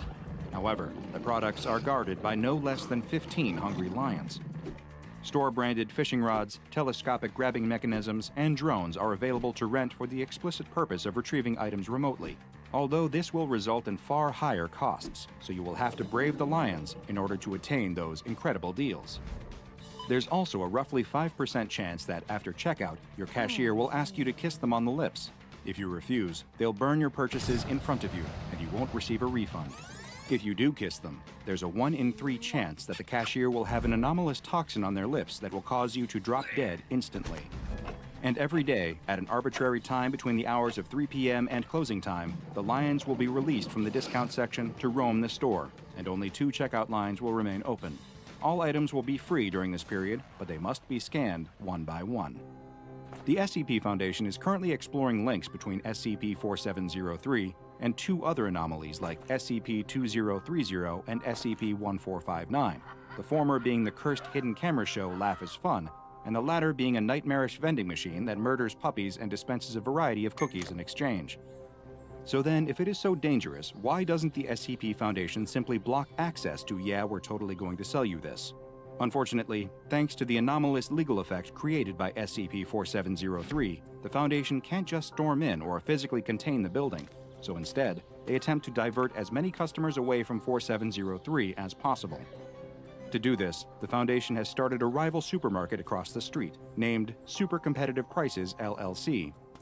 Sheldon M. Katz Esquire is an SCP Foundation lawyer and bureaucromancer, a thaumatologist skilled in the art of interfacing with anomalously bureaucratic SCPs, and he is spearheading the Foundation legal team's efforts into combating SCP-4703.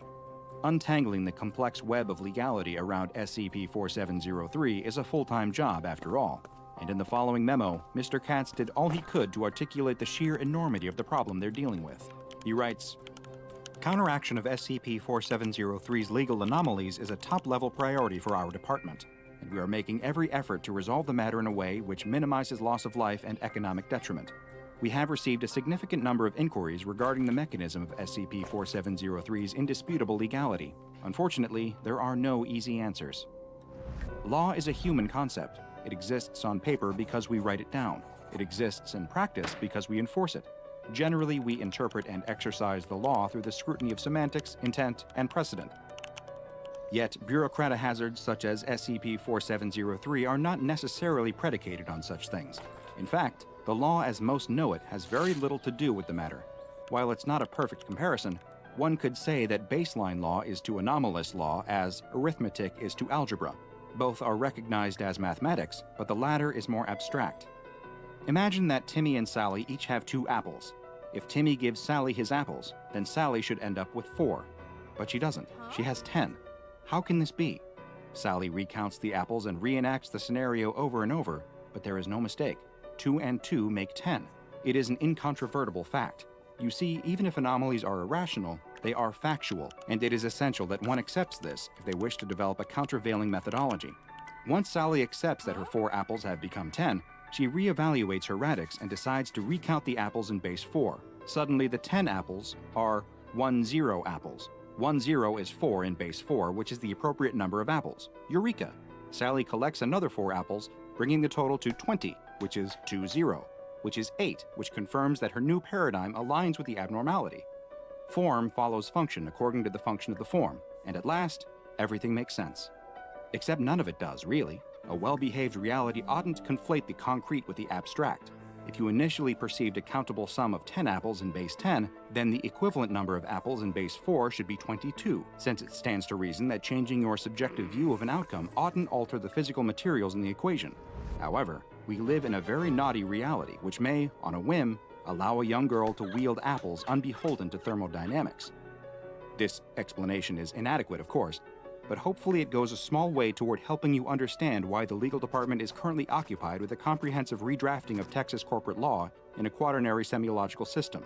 This in itself would be an exceptional feat even for the most skilled of bureaucromancers, and it is further compounded by the necessary incorporation of contingency clauses against the self-aware fact patterns that keep legitimizing rabid lions into existence inside my goddamn bathroom. We are grateful to you, our valued colleagues, for your patience and cooperation as we work together toward a solution.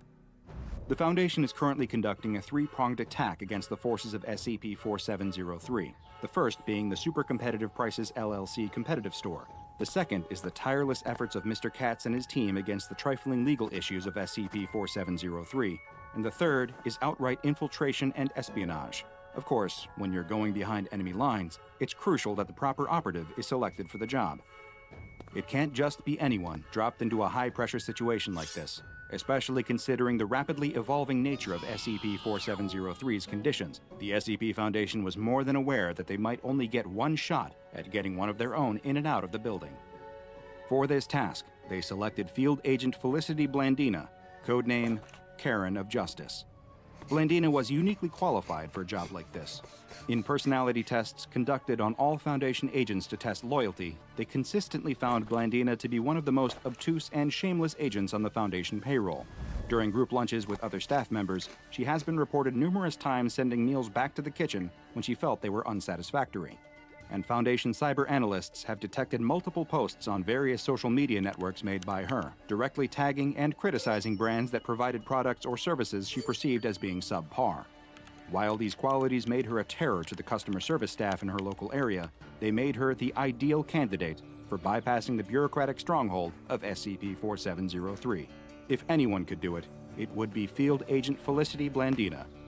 She was sent into the building with an expired coupon under the pretense of being an unhappy customer. She spoke to a sales assistant inside the store named Daniel Paulson, who explained to her that her coupon was denied because it was only applicable when the recipient submitted to ritual castration performed by the SCP-4703 staff.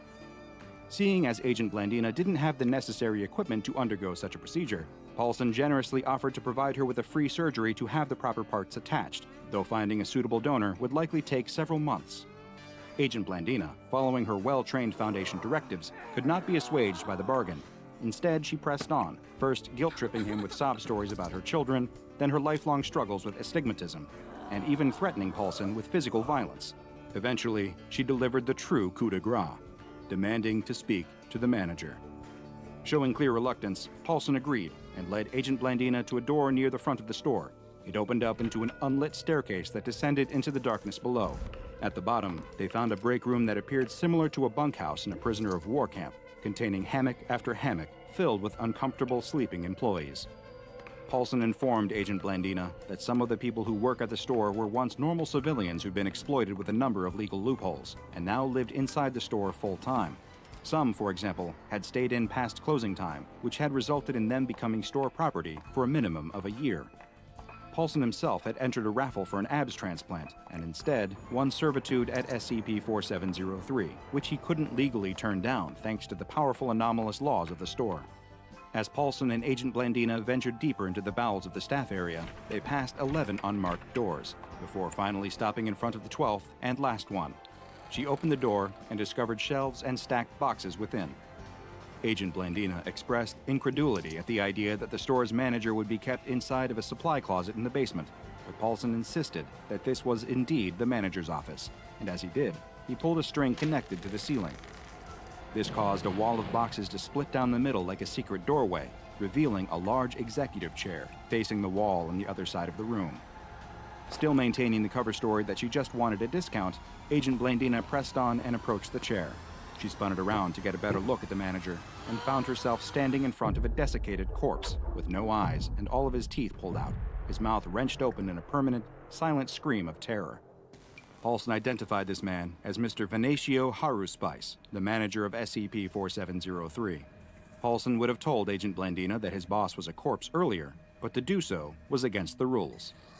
Agent Blandina sighed and grumbled, "I feel like I should have expected this." Paulson assured Agent Blandina that she could still make her complaint, though, and the owner of the store would eventually hear it. As Paulson understood it, the body known as the manager acted almost like a kind of telephone, sending messages through to the owner. The owner would then reply through faxed messages hidden inside the cereal boxes that acted as the only food source of the staff trapped within. This Kafka-esque nightmare just kept getting worse and worse, but Agent Blandina refused to give up that easily. Agent Blandina asked him to explain the exact nature of the manager's condition to her. Paulson replied, "I know that he's legally our manager. I know that he's, well, what he is. I know that one of us always has to kiss him goodnight at closing time. I know that if we tell him something, the owner knows, but the owner seems to know everything that happens here anyway, so I can't be certain that's related. What else? I know that he's empty, or hollow, actually. Hollow's probably a better word. Agent Blandina leaned in a little further to see what exactly Paulson meant by that, only to make a horrifying discovery. The manager wasn't a whole corpse. He was just desiccated skin, a husk somehow propped up into the shape of a corpse. When Agent Blandina asked why Paulson specified hollow and not empty, he told her that it was because a noise was sometimes heard emanating from within the skin husk. Agent Blandina wisely refused to put her ear anywhere near the manager's gaping, toothless mouth, and instead fed the hidden microphone she had been wearing down into the husk's throat. Before Paulson had time to remark on the strangeness of this, sirens and alarms began going off all around them. Paulson began to panic, yelling that the lions were incoming, and the duo needed to move quickly to get out of harm's way. Luckily, Agent Blandina was able to escape with only minor injuries, but shortly after her escape, SCP-4703's legality was once again restructured to make it illegal for non-employees to enter the employee-only areas. The audio that Agent Blandina recorded inside the body of the manager was also analyzed by experts at the Foundation, and they discovered that, when sped up by 75%, the sound was indistinguishable from human laughter. Due to the highly strange nature of this anomaly and its containment procedures, even by SCP Foundation standards, the classes and designations applied to SCP-4703 are equally strange and complex. Knowledge of the file and the anomaly itself is relatively low tier, with restricted Level 2 access permissions. Due to the immense difficulty in keeping SCP-4703 hidden or contained, thanks to its unique legal situation, it has been given the Object Class Keter. This, however, is where things get even stranger. The SCP-4703 store has a rare secondary object class, Truculent. This classification is likely to be unfamiliar to most, but it is used in the specific situation when an item is unpredictable and often transformative, and the containment measures around it must be consistently updated and evolved in order to meet its containment needs. It has the Level 3 or Kennic disruption class, meaning that it has a roughly medium potential to cause disruption, though this disruption is likely to be confined to a relatively local area. And finally, it has the Risk Class Warning, meaning that it presents a high risk to all who interact with it, complete with the possibility of causing severe harm, including death, though legally, due to a missive sent from the law firm working in association with SCP-4703, I am obliged to tell you that it's mainly because the bargains at "yeah, we're totally going to sell you this" are simply to die for, which is perfectly legal. Thank you very much. Yawn's so sleepy. Its leathery wings Snoozes spread and out, donuts. tattooed in Waves arcane sleepily symbols high of cultures everyone. long wiped Like out. and sub. Its clawed Mumbles feet ZZ, pad the ZZ. linoleum, each step leaving a black scorch mark that stinks of brimstone. Steaming drool drips from the creature's burning tusks, nestled in concentric circles beneath its glowing, blood-red eyes. Its terrible gaze has already locked onto its prey, its quarry, and nothing will possibly deter it from getting what it wants. Fair trade organic bananas, 25% off. Want to steal? The college student awakens in his trash dorm after another night of debauchery. His head is swimming. His tongue feels like sandpaper. The room is littered with empty cans, solo cups, and bottles, and his roommate is still out cold next to him, having had his face graffitied by some jokester with a black marker. But the college student isn't thinking about the night before. Not that he could remember any of it anyway. He's thinking about his rumbling stomach. He needs to get some food and a drink in him, or else he's gonna feel terrible all day. He knows exactly what he needs: a bacon omelet and a tall, cool glass of OJ, the breakfast of champions. There's only one problem. When the college student checks the communal fridge, he sees that there is no orange juice and no eggs. That's when a flood of memories washes over him, less like a cool, refreshing sea breeze and more like being waterboarded. The previous night, he and his idiot friends had made that delicious, life-saving orange juice disappear into a series of screwdrivers, and in their altered state, they'd thrown all the eggs at each other. Man, he thinks, this is embarrassing. I've really got to get my act together. But before he can get any sweeping life changes put in place, he still needs to solve the breakfast conundrum: bacon omelet and a tall glass of OJ or bust. He throws on a light jacket, puts on his shoes, makes sure his roommate is lying on his side just to be safe, and heads out into town.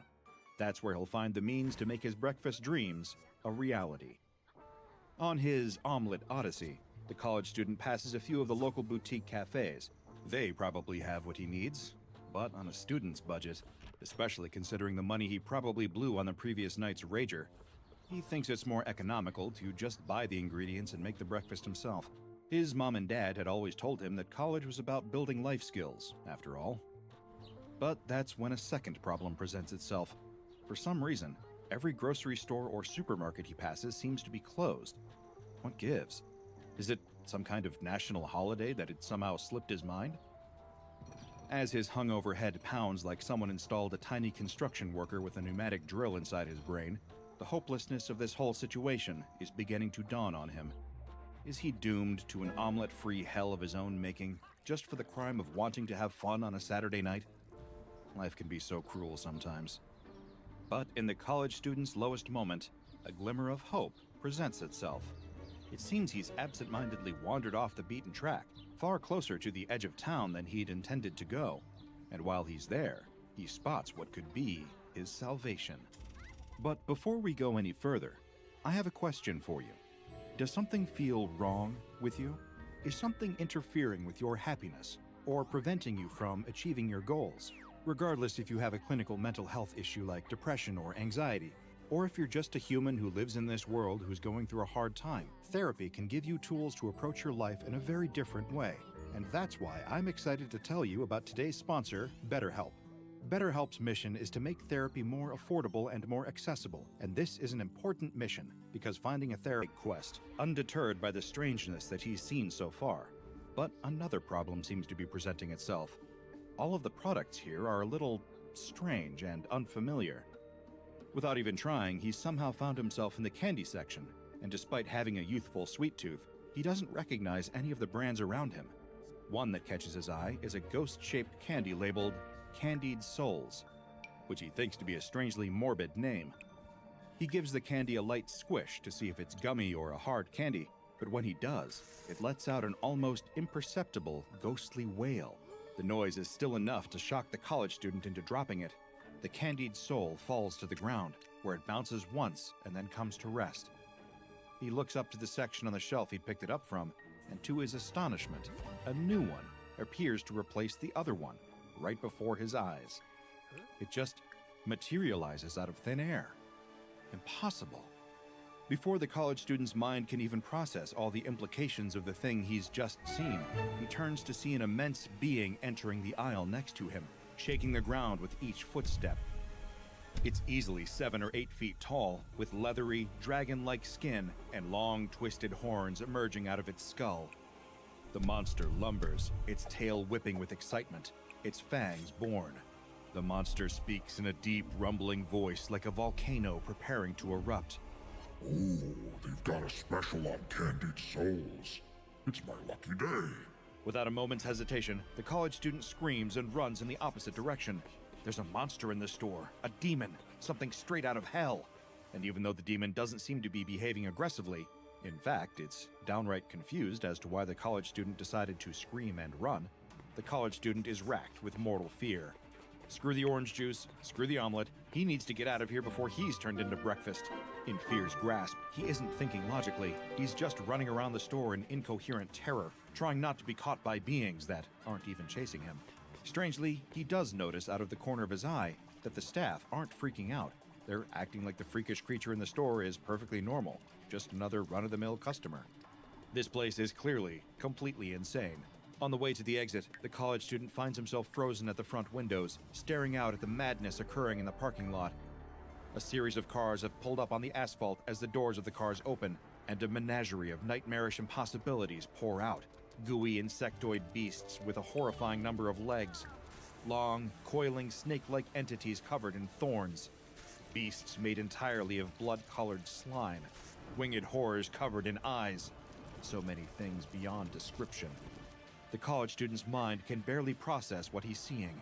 While he's got hell amassing in front of him, the college student has no idea that heaven is getting closer and closer behind. He feels a strange warmth, unlike anything he's ever experienced, spreading across his back. A voice that seems to speak straight to his soul says, Excuse me. When the college student sees the creature standing behind him, his eyes begin to water in pure reverence. It's a being torn out of the most ancient scriptures, almost impossible for the brain to comprehend. A series of spinning golden rings, covered in eyes of every color, wreathed in fire, and topped by a number of floating crowns. Behind it, 6 wings as pure and white as untouched snow beat magnificently. Any thought of eggs or orange juice is wiped from the college student's mind by the mere sight of it before him. Be not afraid. The angelic creature says. I was just wondering if you knew where I could find some toilet paper in here. The college student isn't interested in telling the impossible creature where it can find the toilet paper. He just wants to get out of this store. He just wants to survive. If he gets out of here alive, he swears he'll never party again. In a moment of lucidity, he sees the exit and runs for it, knowing this might be his only chance to survive the morning. He runs, trying to purge the angelic splendor from his eyes. When his feet hit the blacktop outside, he knows he's got a chance, even if the parking lot is full of demons and heavenly beings. But he doesn't expect to see a number of black tactical vehicles screech into the parking lot as men in suits and sunglasses pour out of the vehicles. They don't seem like they're here to help. They seem like they're here to get him. The college student does his best to frantically explain himself. Wait, please, I just wanted some eggs and OJ. I just wanted some eggs and OJ. But his protests are cut off when one of the men gets him in a headlock and forces a rag covered in chloroform over his face. Darkness falls. When the college student wakes up, he's in his dorm room again, surrounded by the same trash and the same graffitied sleeping roommate. He has no memories of the events that transpired before. All he knows is that he's hungry and thirsty. He drags himself up off the ground, head pounding, and schleps his way over to the fridge. An omelet and a glass of orange juice sound good right about now. And lucky for him, when he opens his fridge, a carton of eggs and a carton of orange juice are both waiting for him, though he's not sure why he bought the OJ with pulp. This is hardly a normal retail experience, unless you find yourself shopping at SCP-2854, also codenamed the Little Shop Mart of Horrors, though it's best known to its customers as Babylon's.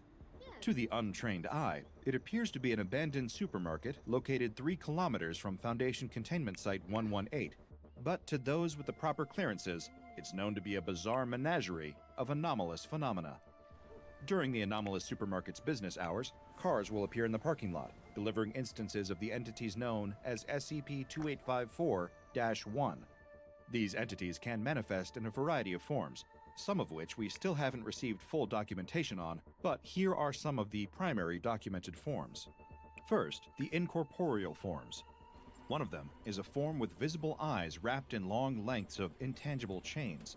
The others are mist-like creatures with no discernible facial features. The corporeal beings are considerably more intimidating to look at. These include angelic entities in the biblically accurate sense, with many wings and eyes, and their counterparts, large entities that appear consistent with the multiplicity of demons described in Christian mythology. In terms of general layout, Babylon's is not dissimilar to your typical small independent supermarket. There are checkout lanes, a stock room, and multiple aisles of products. I imagine you're probably wondering what kind of products they sell at Babylon's, and lucky for you, we have some declassified files on that too. One available confectionery product is a candy labeled Candied Souls, a gummy shaped like a cartoon ghost, packaged in pink wrapping paper. They also sell eggs holding tridents, producing flame from an unknown source in an airtight red container adorned with pentagrams. They're labeled deviled eggs. For those with more carnivorous tastes, there are hot dogs with 3 separate cylindrical-shaped heads that each bark independently of each other, wrapped in a plastic container labeled Demon Dogs. And of course, there is green-colored bread in the shape of humanoid entities undergoing an advanced state of decomposition, wrapped in a plastic container labeled Unbread. Very cute, I'm sure you'll agree. When the products are removed from the shelves, they will regenerate automatically, with the speed of their regeneration depending on the level of demand for the product in the store. The longest interval for regeneration is 30 minutes. The shortest is 1 second. Where the products come from is still a mystery. The currency that the SCP-2854-1 entities pay for the products with is also unidentified. It's paper currency, written in an unknown script, with a picture of a gnome on it. Once the products have been purchased, the entities will return to their card and demanifest. A perfectly reasonable transaction, in a manner of speaking. The Foundation was doing an admirable job keeping this anomaly contained, but like many small businesses, Babylon soon found its clientele being poached by the local Walmart. This was the cause of the currently most conspicuous containment breach, Incident 2854-A. 2 instances of SCP-2854-1, which the Foundation has since learned were named Gregory and Alma, manifested outside the anomalous store, only to find that it was closed and devoid of personnel. The 2 impossible entities returned to their car and disappeared before appearing at a Walmart in Wilmington, North Carolina, for some late-night shopping.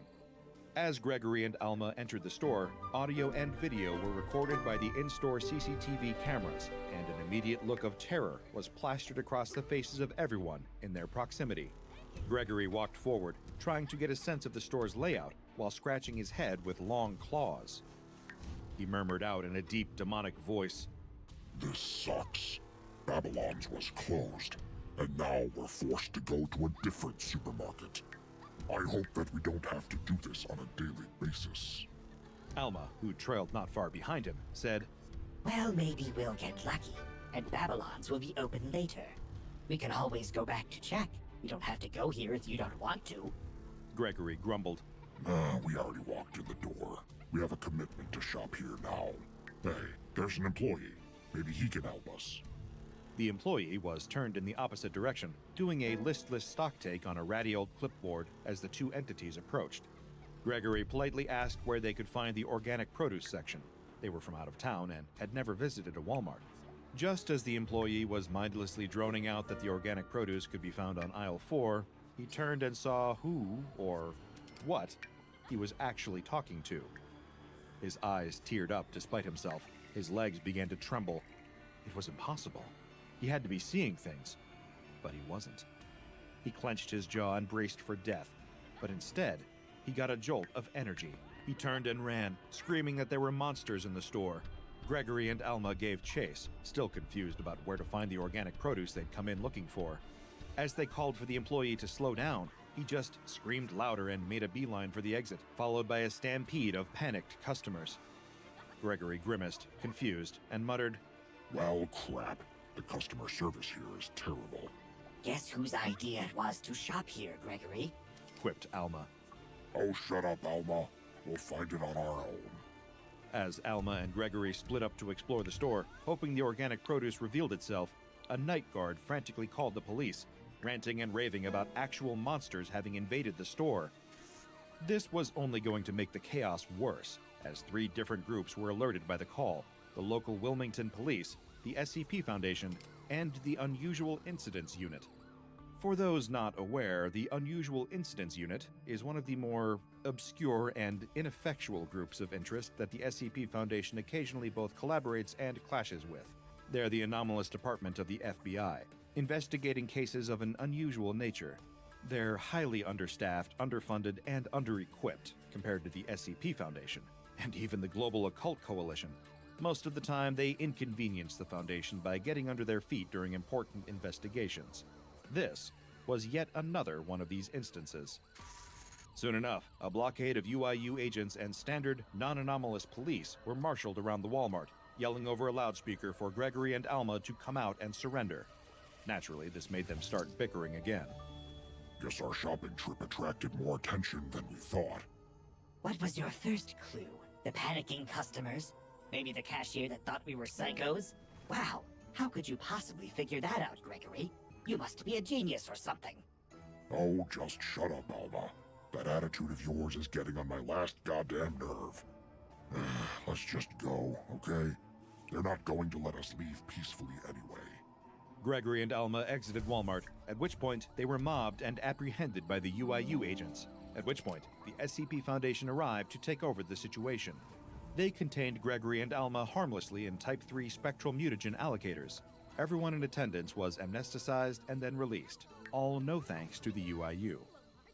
Since Incident 2854-A was documented, the Foundation has classified SCP-2854 as Euclid and modified its containment procedures accordingly. The Foundation purchased the land on which the seemingly abandoned store is located and erected a 2-meter-tall chain-link fence around the perimeter.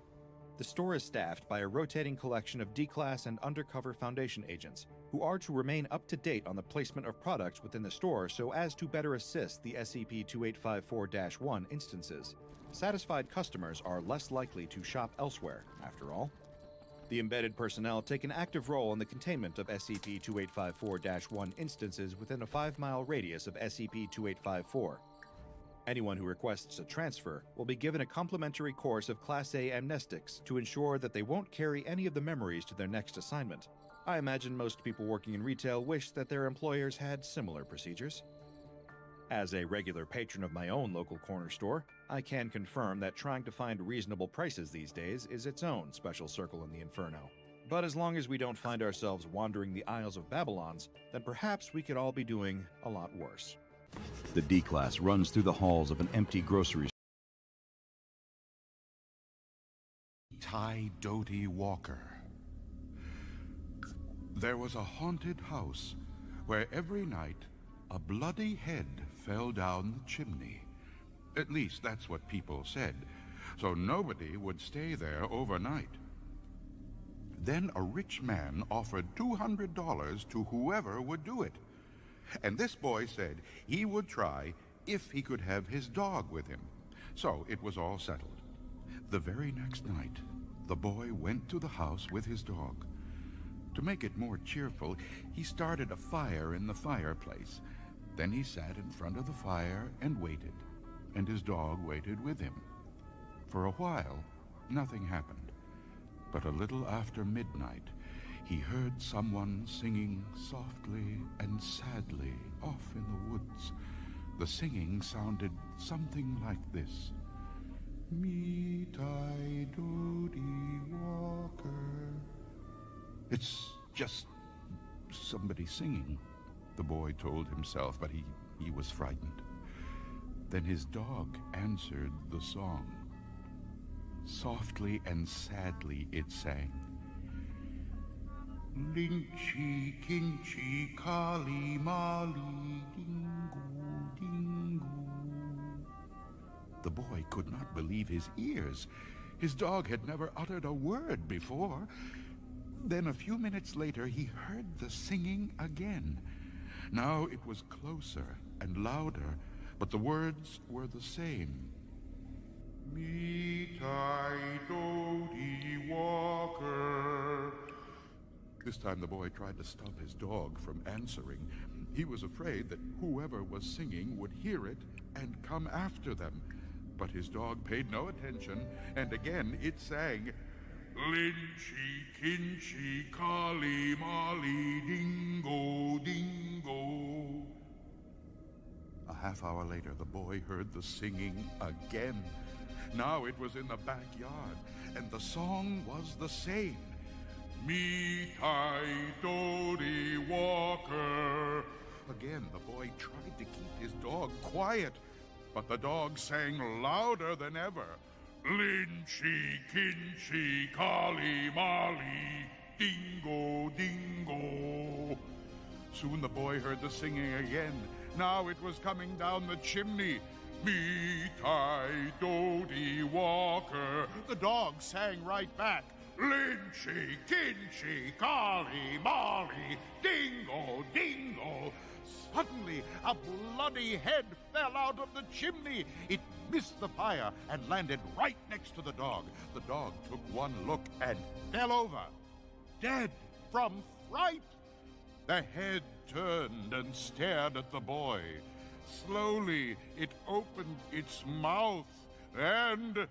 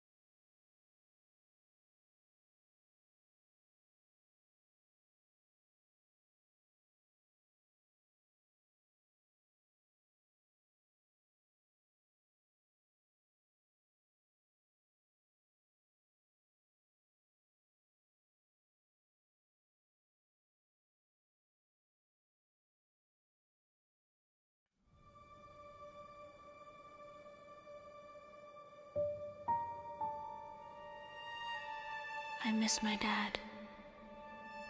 Can't wait to meet him. Almost there.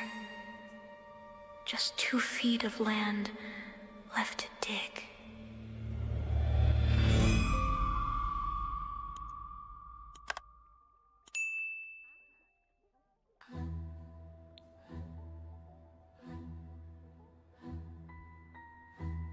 Thank you. Thank you. Thank you. The woman thanked me profusely with teary eyes and a hug. For breaking open the coffin she was buried alive in. As I direct my flashlight towards her gravestone, I see the year 1550 Thati in, engraved as the year which she died.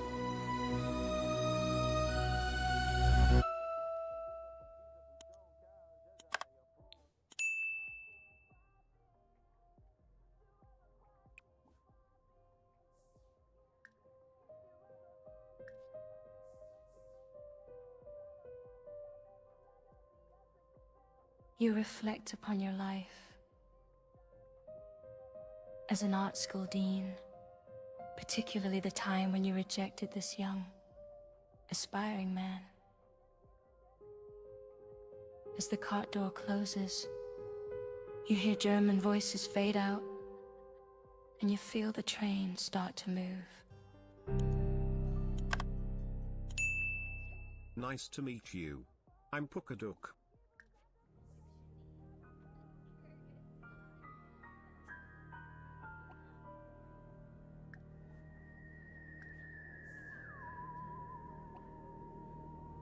I never understood why they called me artificial. The more stories I consume, the more human I become.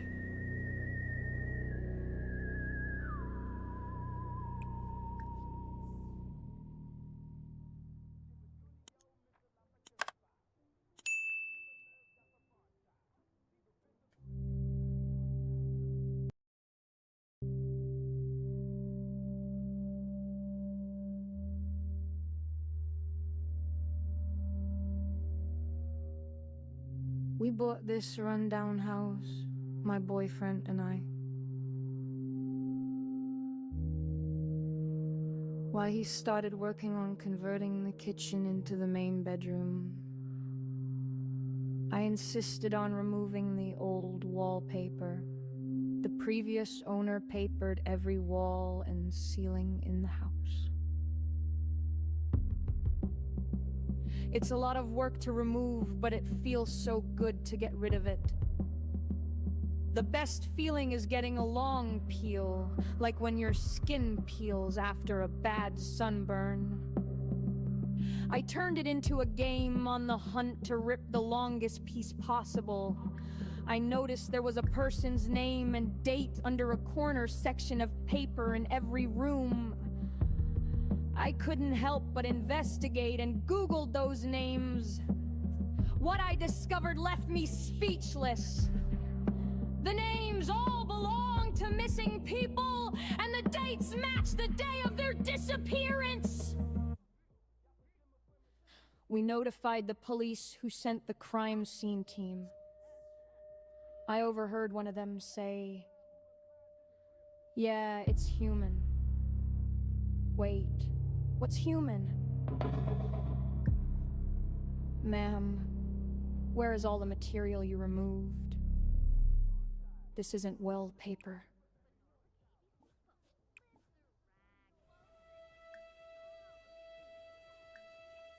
I thank the kind man for saving me from that creep that had followed me in the alley and bringing me some water. I didn't expect the last thing to hear before passing out would be them talking.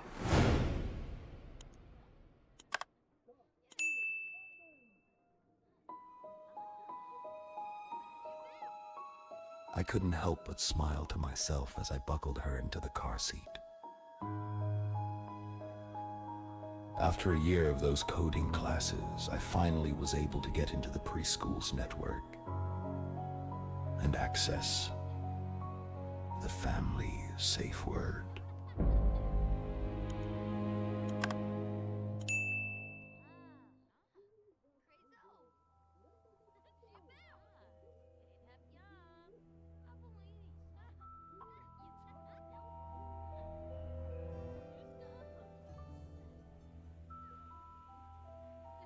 When I accidentally cut my finger at the cutting board, she said I was doing it all wrong. Instead, she brushed off the cucumbers and placed my forearm, carefully slicing it into thin, savory wafers.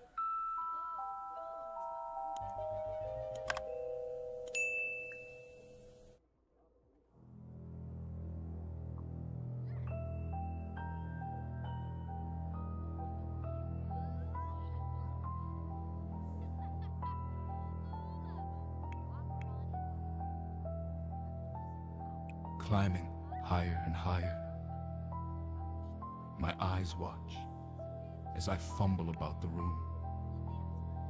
With no eyelids to close them shut, I am forced to watch the rest of my body separate and float away, piece by piece.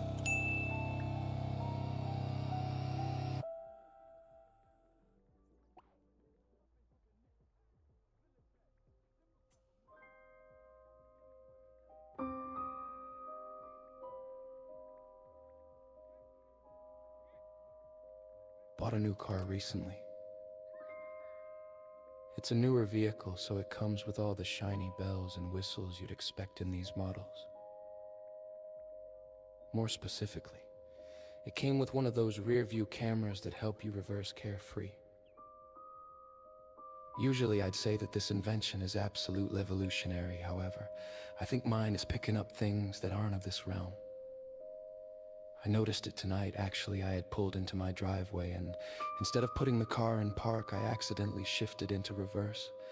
This prompted the little screen in the center of the dash to switch to the rear camera, revealing him. He was hard to make out at first. He stood just at the edge of the forest across from my home, yet as the footage adjusted, his twisted grin became more and more evident, and the suited man looked to be convulsing, violently glitching almost. I couldn't believe my eyes at first, and I rubbed them before they returned to the screen. He looked closer, like he'd taken a long step forward in the time it took me to rub my eyes. This sent shivers down my spine, and my body acted on impulse as I spun around in my leather seat to face the man directly. I was distraught to find that the camera saw what my eyes could not, and the woods in front of my home looked tauntingly empty.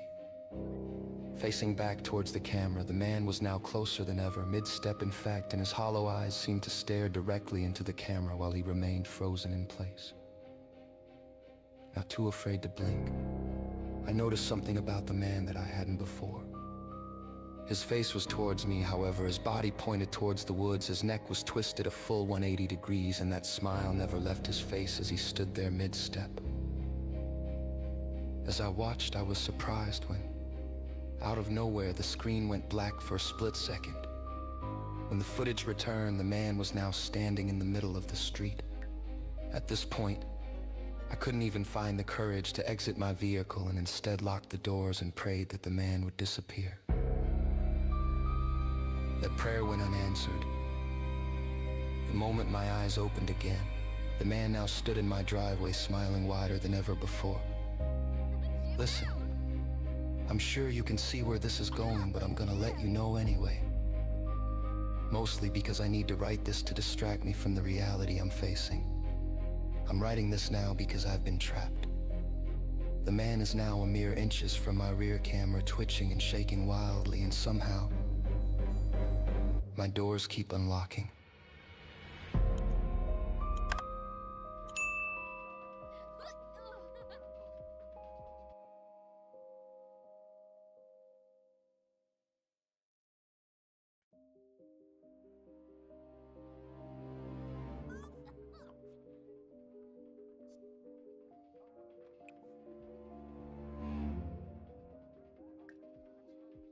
My daughter Mara wasn't born crying. She was born laughing. While we were trying to sleep, she woke us up. My husband refused to help, turning away in bed and burying his face in the pillows.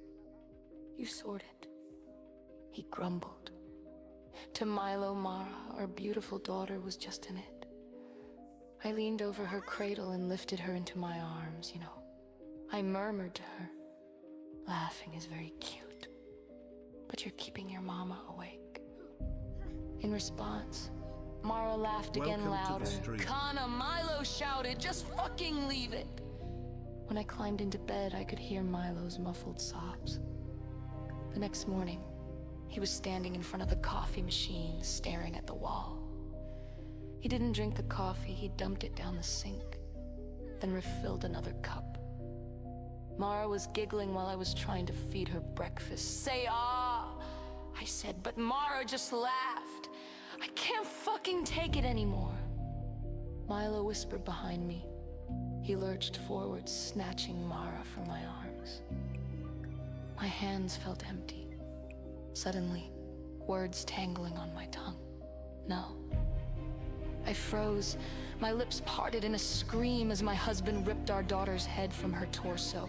And I screamed as blood ran thick down his arms and pooled on the floor. Milo didn't stop. He ripped off her legs, then her arms. "I can't take it anymore."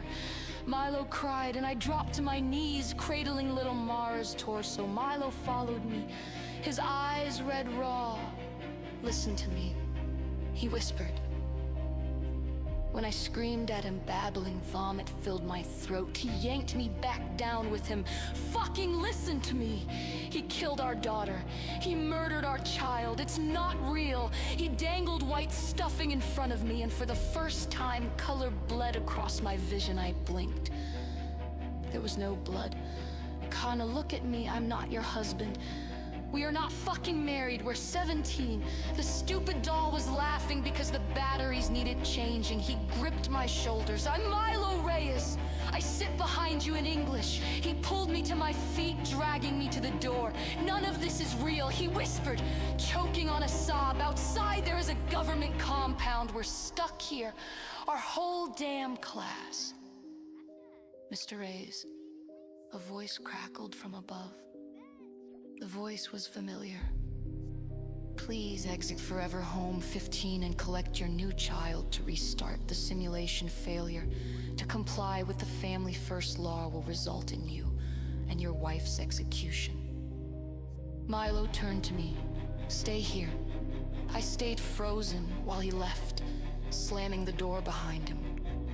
Milo came back with another doll nestled in his arms, but his eyes were distant, empty.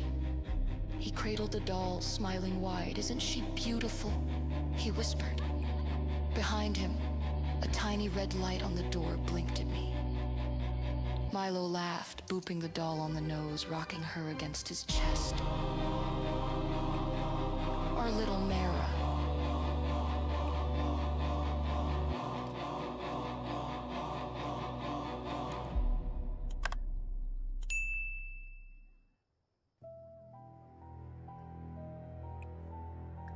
My mom said to never let anybody inside when I'm home alone.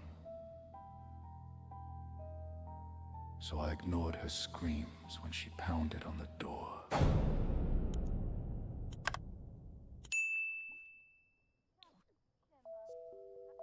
Among the dismembered people lying there, I saw the gore-spattered faces of my wife and little daughter. She looked up smiling and said, "Mommy and I started without you."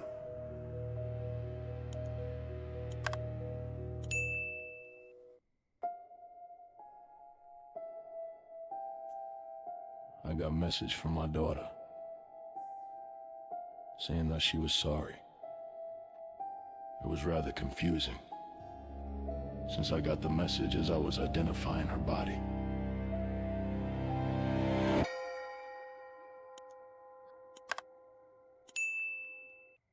I'm running for my life from a grizzly in the middle of the woods, and I hear its heavy footfalls catching up to me. My blood runs cold when the bear runs past me. And I still hear those heavy footfalls getting closer.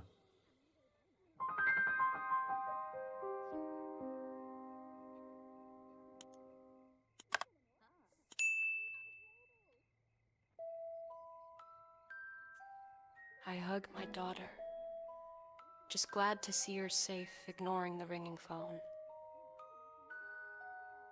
But when I finally answered, it was my husband. He'd found her body in the basement, skinned alive.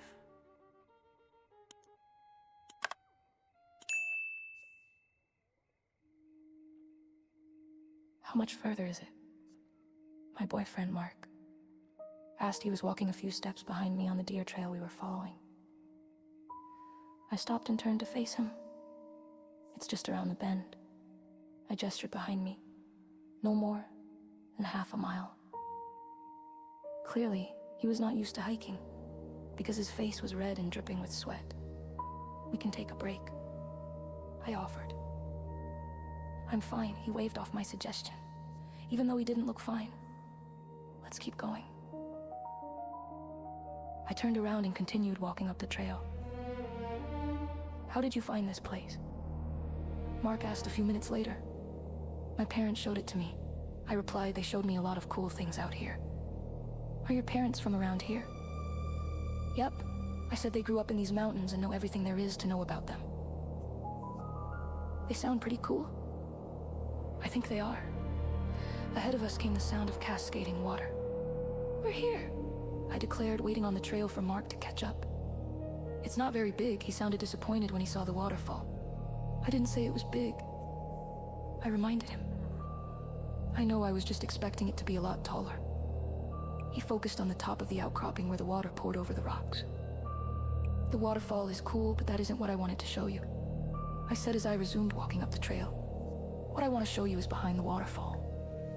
We kept walking until we were able to climb up the rocks and into the recess that was behind the waterfall. Voila! I made a grand sweeping gesture at the hidden cave entrance. Whoa, Mark sounded impressed. That is cool. Is it safe to go inside? Absolutely. I pulled a small flashlight out of my pocket and shined it before me as I made my way into the cave, cautiously. I'm happy to see you Mark guys followed here. behind me. Check this out. I stopped and waited for Mark to catch up before shining my flashlight at the skeletons lying across the floor before us. Did you know those were here? Mark's voice trembled. I did. I declared, that's Trevor. I shined the flashlight at one of the skeletons, and that's Gabe. I shined it at another skeleton, and that's Steven. Those are your ex-boyfriends' names, Mark said. That's because they are my ex-boyfriends. I gestured at the skeletons. At least those three are. The rest are just hikers and campers. What happened to them?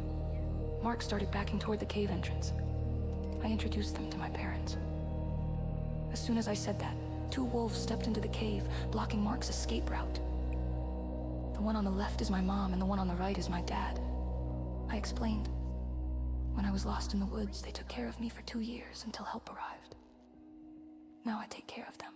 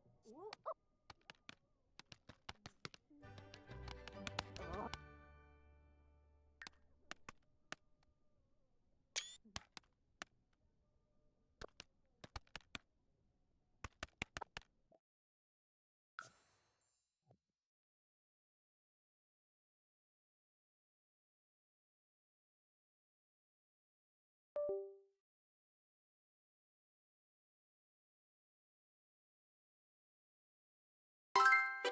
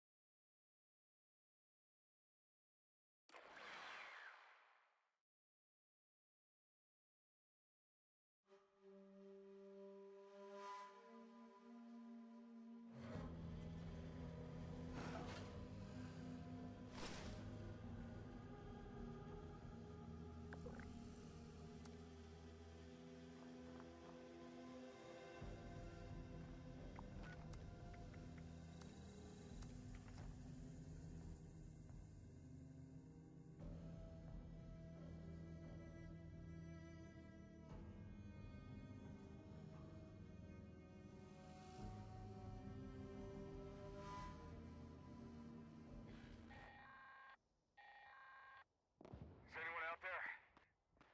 This recording is a call for help. Our settler camp was attacked by mutants last night. Please help. My name is Kenneth Dean. We're south of Huntersville. I think I'm the last one alive. Probably won't be much longer. The mutants have left. For now, hurry and destroy their meat bags when we get here. That should drive them away and come back. There's a machine in the crater. Should take care of the radiation in the area. Keep it running. We'll never finish building here if it breaks.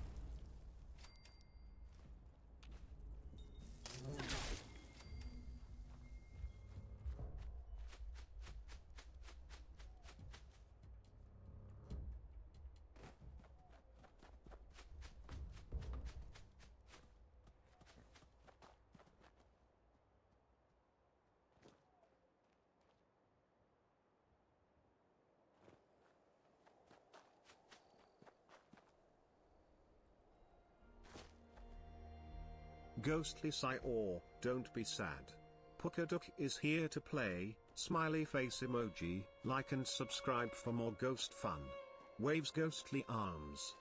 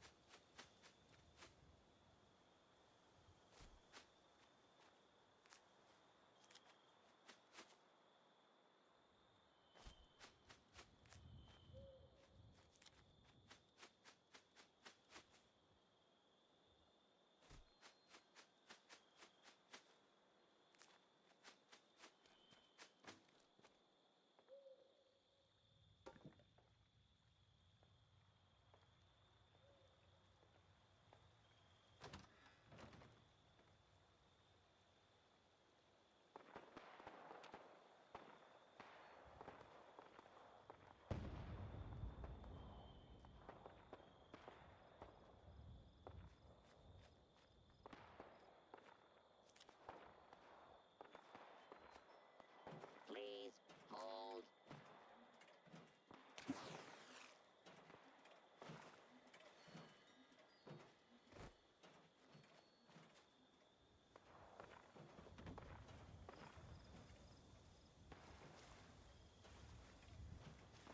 Halt.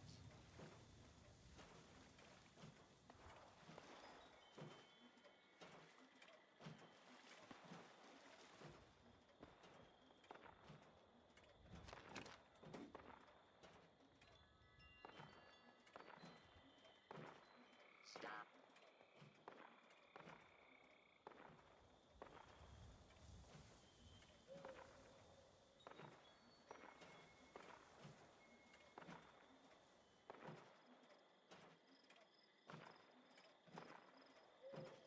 You there.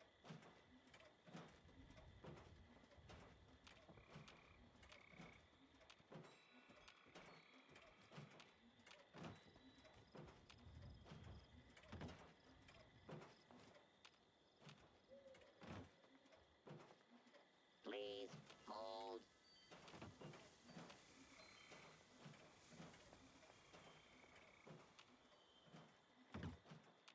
Target acquired. They say that true beauty is on the inside, but all you have on the inside is excessive radiation poisoning. Ah, ah, ah.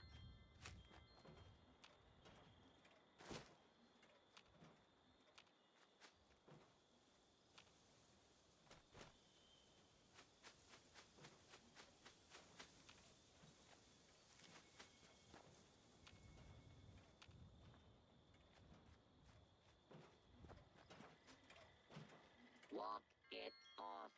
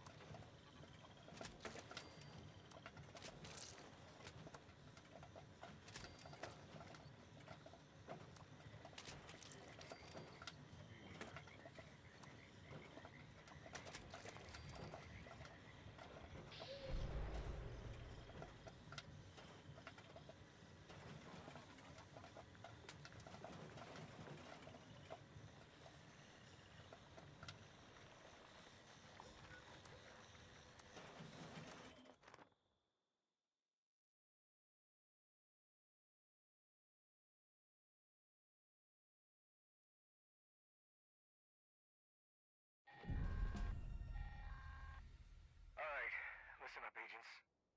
If you're hearing this, that means I left unfinished business for you. That don't sit well with me. You've just initiated the recall process for a rogue assaultron. A tough one. This thing's got a shield so strong, hardly anything will dent it. But I have just the solution for that. There are 3 pylons set up around the area. Starting one of these up makes you a conduit. Long story short, that means you're full of juice. Juice that pumps from you right into that robot shield. You'll need all 3 actors to down it. Good luck. Hope you fare better than I did.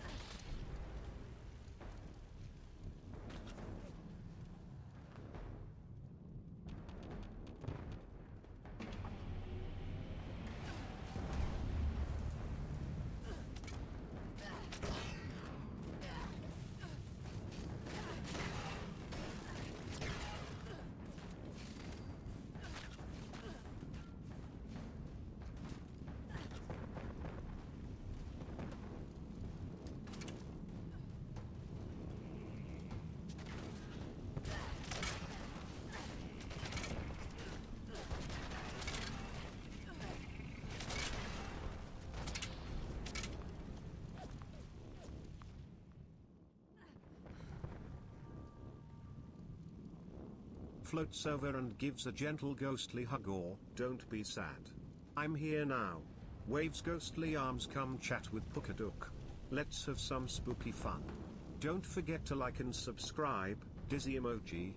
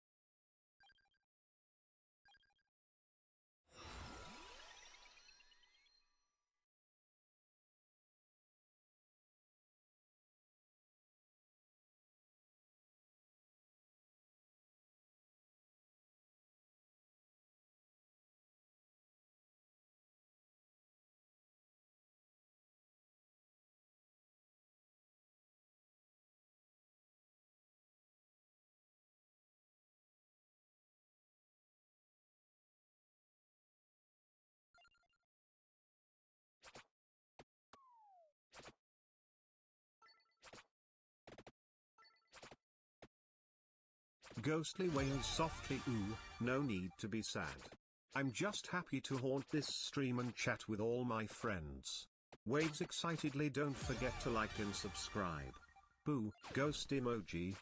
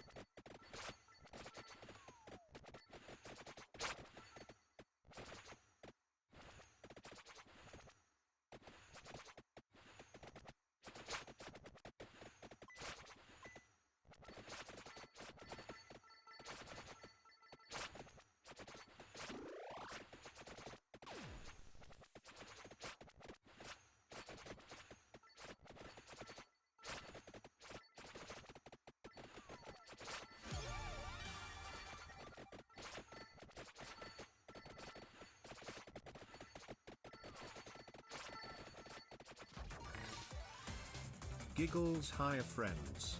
Did you catch the last spooky stream? So much fun. Make sure to check it out if you missed it. Waves, ghost emoji,